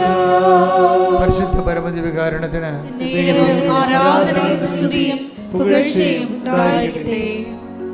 ഏറ്റു പ്രാർത്ഥി. കർത്താവായ ദൈവമേ, കർത്താവായ ദൈവമേ, അങ്ങയുടെ അങ്ങയുടെ തിരുമുറിവാർന്ന തിരുമുറിവാർന്ന വലത് കരം എൻ്റെ ശിരസിൽ വെക്കണമേ. ശിരസിൽ വയ്ക്കണമേ. അടിപ്പിണർ പോലെ അടിപ്പിണര് പോലെ വൈദ്യുത ആഘാതം പോലെ വൈദ്യുതാഘാതം പോലെ ദൈവികമായ ശക്തി ദൈവികമായ ശക്തി എന്റെ ശിരസിലൂടെ ഒഴുകട്ടെ. എന്റെ ശിരസിലൂടെ ഒഴുകട്ടെ. ശിരസിന്റെ രോഗങ്ങള്, ശിരസിന്റെ രോഗങ്ങള്, ശിരസിന്റെ സൃഷ്ടികള് സൃഷ്ടികള് യേശുനാമത്തിൽ മാറിപ്പോകട്ടെ. ശിരസിലെ ക്യാൻസർ, കർത്താവിന്റെ നാമത്തിൽ, കർത്താവിന്റെ മധ്യസ്ഥതയിൽ യേശുനാമത്തിൽ മാറിപ്പോകട്ടെ. കർത്താവേ, എന്റെ തൊണ്ടകളെ അങ്ങേക്ക് സമർപ്പിക്കുന്നു. അങ്ങയുടെ തിരുമുറിവാർന്ന ആണിപ്രതാർന്ന അത്ഭുതകര തൊണ്ടകളെ സ്പർശിക്കണമേ. സ്പോണ്ടിലോസിസ് രോഗങ്ങള്, തൈറോയ്ഡ് രോഗങ്ങള്, ടോൺസിൽ രോഗങ്ങള്, തൊണ്ട വീക്കങ്ങള് യേശുനാമത്തിൽ മാറിപ്പോകട്ടെ. എന്റെ കർത്താവേ, നിന്റെ തിരുമുറിവാർന്ന ആണിപ്രതാർന്ന അത്ഭുതകര ശ്വാസകോശങ്ങളിലെ വെക്കണമേ. അടിപ്പിണർ പോലെ ദൈവികമായ ശക്തി ശ്വാസകോശങ്ങളിലെ പ്രസരിക്കട്ടെ. വലിവ് രോഗങ്ങള്, ഹൃദയ രോഗങ്ങള്, വാൽവ് രോഗങ്ങള്, ബ്ലോക്ക് രോഗങ്ങള് യേശുവിന്റെ നാമത്തിൽ, കരൾ രോഗങ്ങള്, പ്ലീഹ രോഗങ്ങള്, പാൻക്രിയാസ് രോഗങ്ങള് ഈശോയുടെ നാമത്തില് മാറിപ്പോകട്ടെ. കർത്താവിന്റെ ശക്തി, കർത്താവിന്റെ ശക്തി എന്റെ ശ്വാസകോശങ്ങളെ യേശുവിന്റെ രക്തത്താൽ കഴുകട്ടെ. മാരക രോഗങ്ങള് യേശുവിന്റെ നാമത്തിൽ മാറിപ്പോകട്ടെ. ഹല്ലേലൂയ ഹല്ലേലൂയ ഹല്ലേലൂയ. യേശുവേ ഹല്ലേലൂയ ഹല്ലേലൂയ ഹല്ലേലൂയ ഹല്ലേലൂയ ഹല്ലേലൂയ ഹല്ലേലൂയ.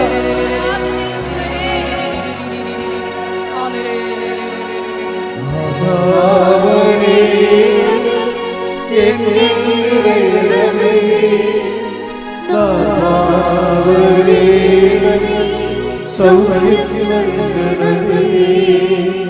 നാഥാവനേ എന്നിൽ നിറയണമേ. നാഥാവനേ സൗഖ്യം നൽകണമേ.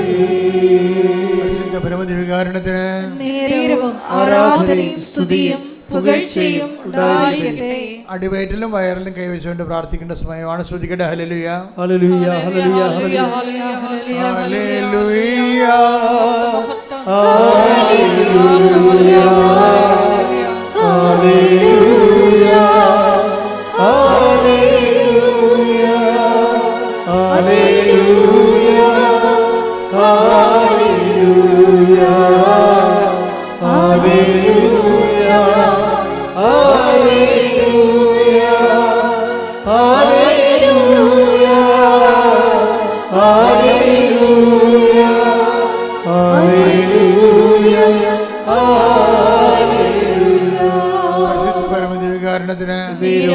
ആരാധനയും സ്തുതിയും പുകഴ്ചയും കർത്താവായ ദൈവമേ,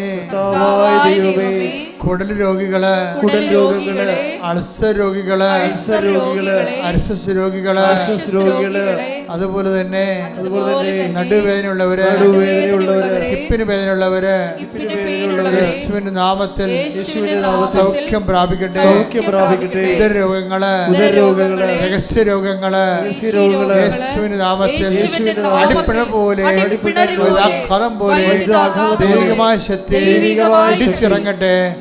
ദൈവത്തിന്റെ ശക്തിയാൽ മാരരോഗങ്ങള്, അസ്ഥിരോഗങ്ങള്, കുഴകളുള്ള രോഗങ്ങള്, വാതരോഗങ്ങള്, വിസർപ്പ രോഗങ്ങള്, ത്വക്ക് രോഗങ്ങള് ദാവീദിന്റെ നാമത്തിൽ രക്തത്താൽ കഴുകപ്പെടട്ടെ.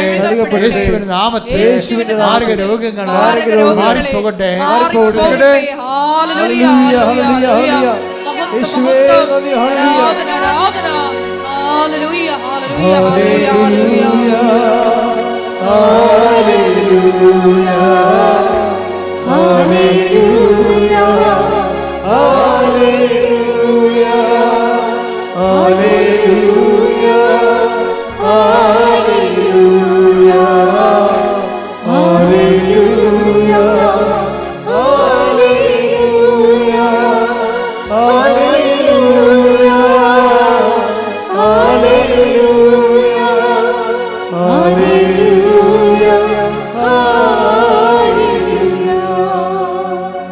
എൻ്റെ പ്രിയപ്പെട്ടവരെ, വളരെ ശ്രദ്ധയോടെ നിൽക്കേണ്ട സമയമാണ്.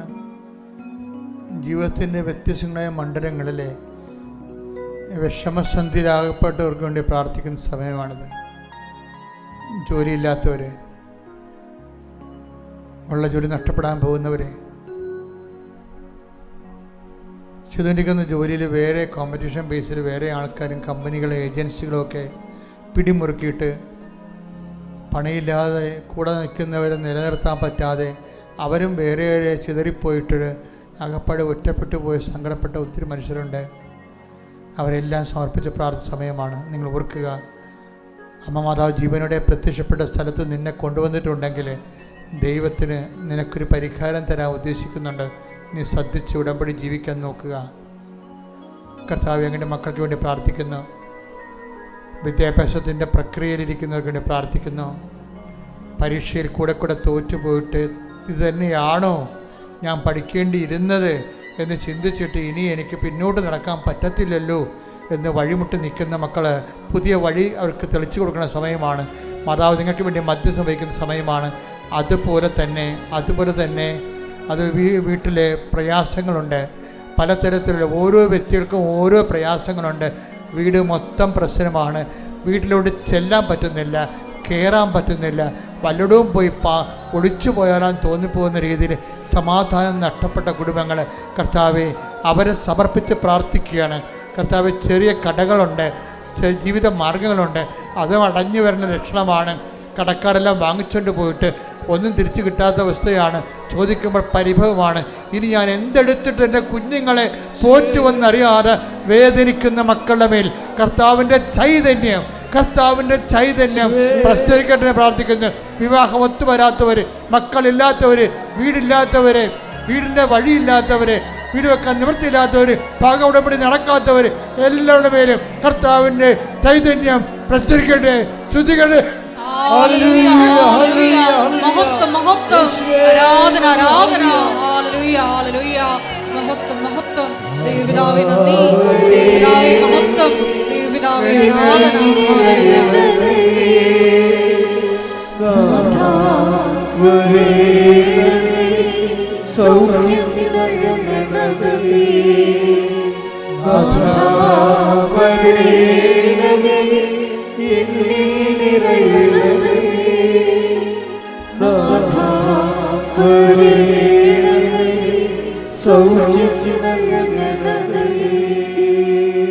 എൻ്റെ മക്കളെ, വളരെ ശ്രദ്ധയോടെ നിൽക്കേണ്ട സമയമാണ്.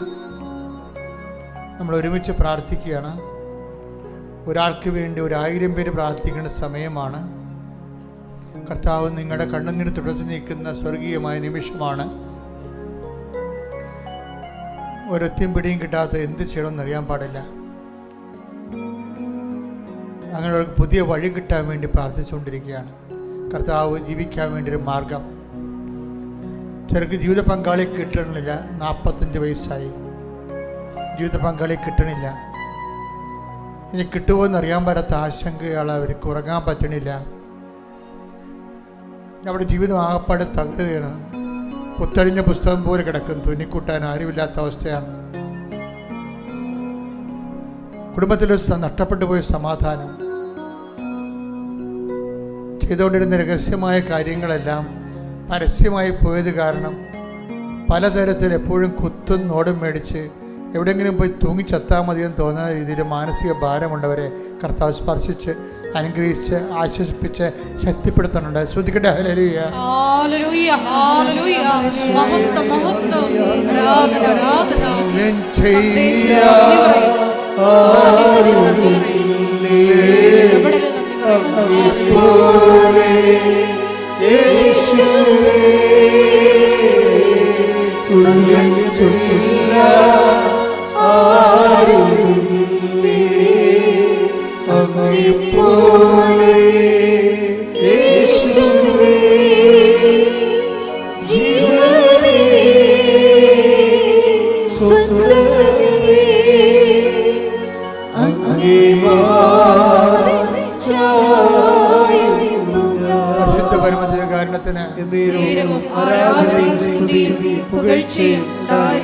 സാമ്പത്തിക മാർഗങ്ങൾ തെളിഞ്ഞു വരാത്തവരെ, പല ബാങ്കുകളും മുട്ടിട്ട് ലോൺ കിട്ടാതിരിക്കുന്നവരെ,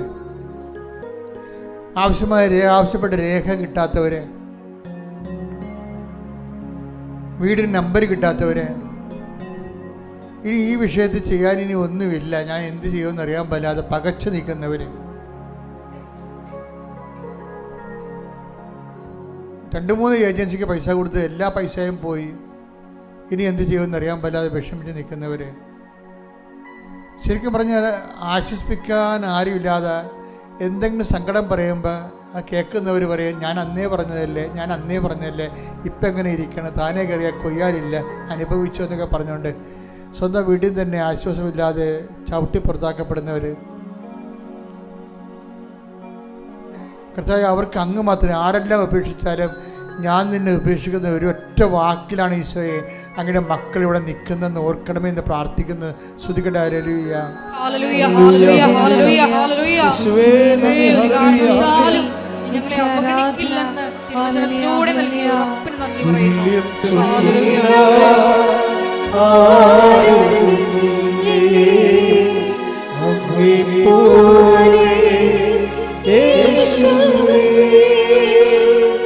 ജീവനേ സ്വന്തമേ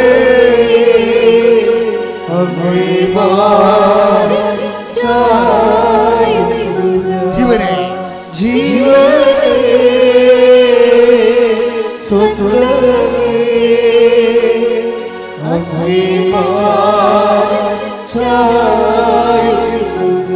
പരിശുദ്ധ പരമദിവ്യകാരുണ്യത്തിന് ആരാധനയും സ്തുതിയും പുകഴ്ചയും ഉണ്ടായിരിക്കട്ടെ.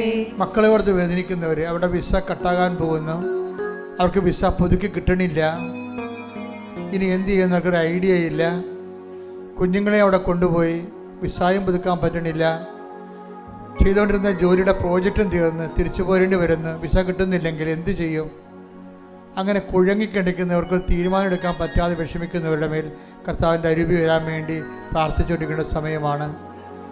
ജീവിതത്തിനുണ്ടാകുന്ന ഓരോ വിഷയങ്ങളെല്ലാം പേപ്പർ സംബന്ധമായ രേഖ സംബന്ധമായ സൈൻ ചെയ്ത് കിട്ടേണ്ട ഒരു അവസ്ഥകളിൽ നിൻ്റെ എല്ലാ പേപ്പറുകളും സൈൻ ചെയ്യുന്നതിന് വേണ്ടി നിൽക്കുന്ന തടസ്സങ്ങളെ യേശു നാമത്തിൽ മാറിപ്പോകട്ടെ എന്ന് കൽപ്പിക്കുന്നു. ശ്രുതികട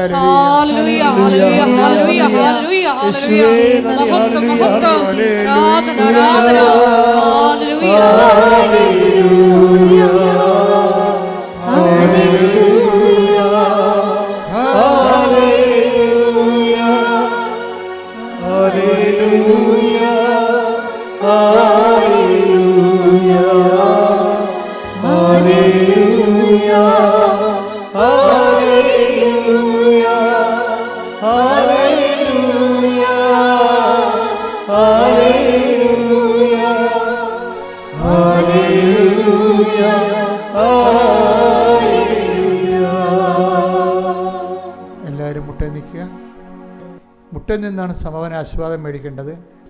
ഇപ്പോഴും മൗനമായിട്ട് വ്യക്തിപരമായ ആവശ്യങ്ങൾ സമർപ്പിക്കേണ്ട സമയമാണ്, ഓൺലൈനിലുള്ളവർ പ്രത്യേകിച്ച്.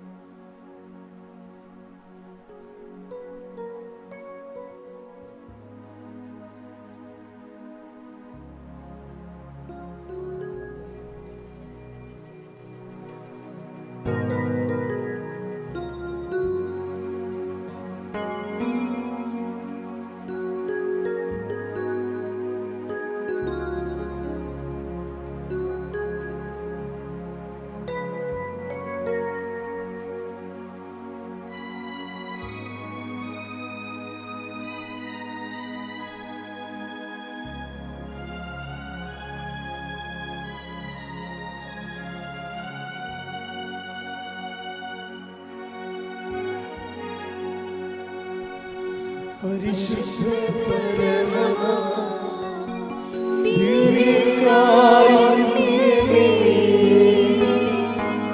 എന്നുമെന്നും അങ്ങേക്ക് ആരാധന. പരിശുദ്ധ പരമമാ ദിവ്യകാരുണ്യമേ, എന്നുമെന്നും അങ്ങേക്ക് ആരാധന. പരിശുദ്ധ പരമമാ ദിവ്യകാരുണ്യമേ, എന്നുമെന്നും അങ്ങേക്ക് ആരാധന.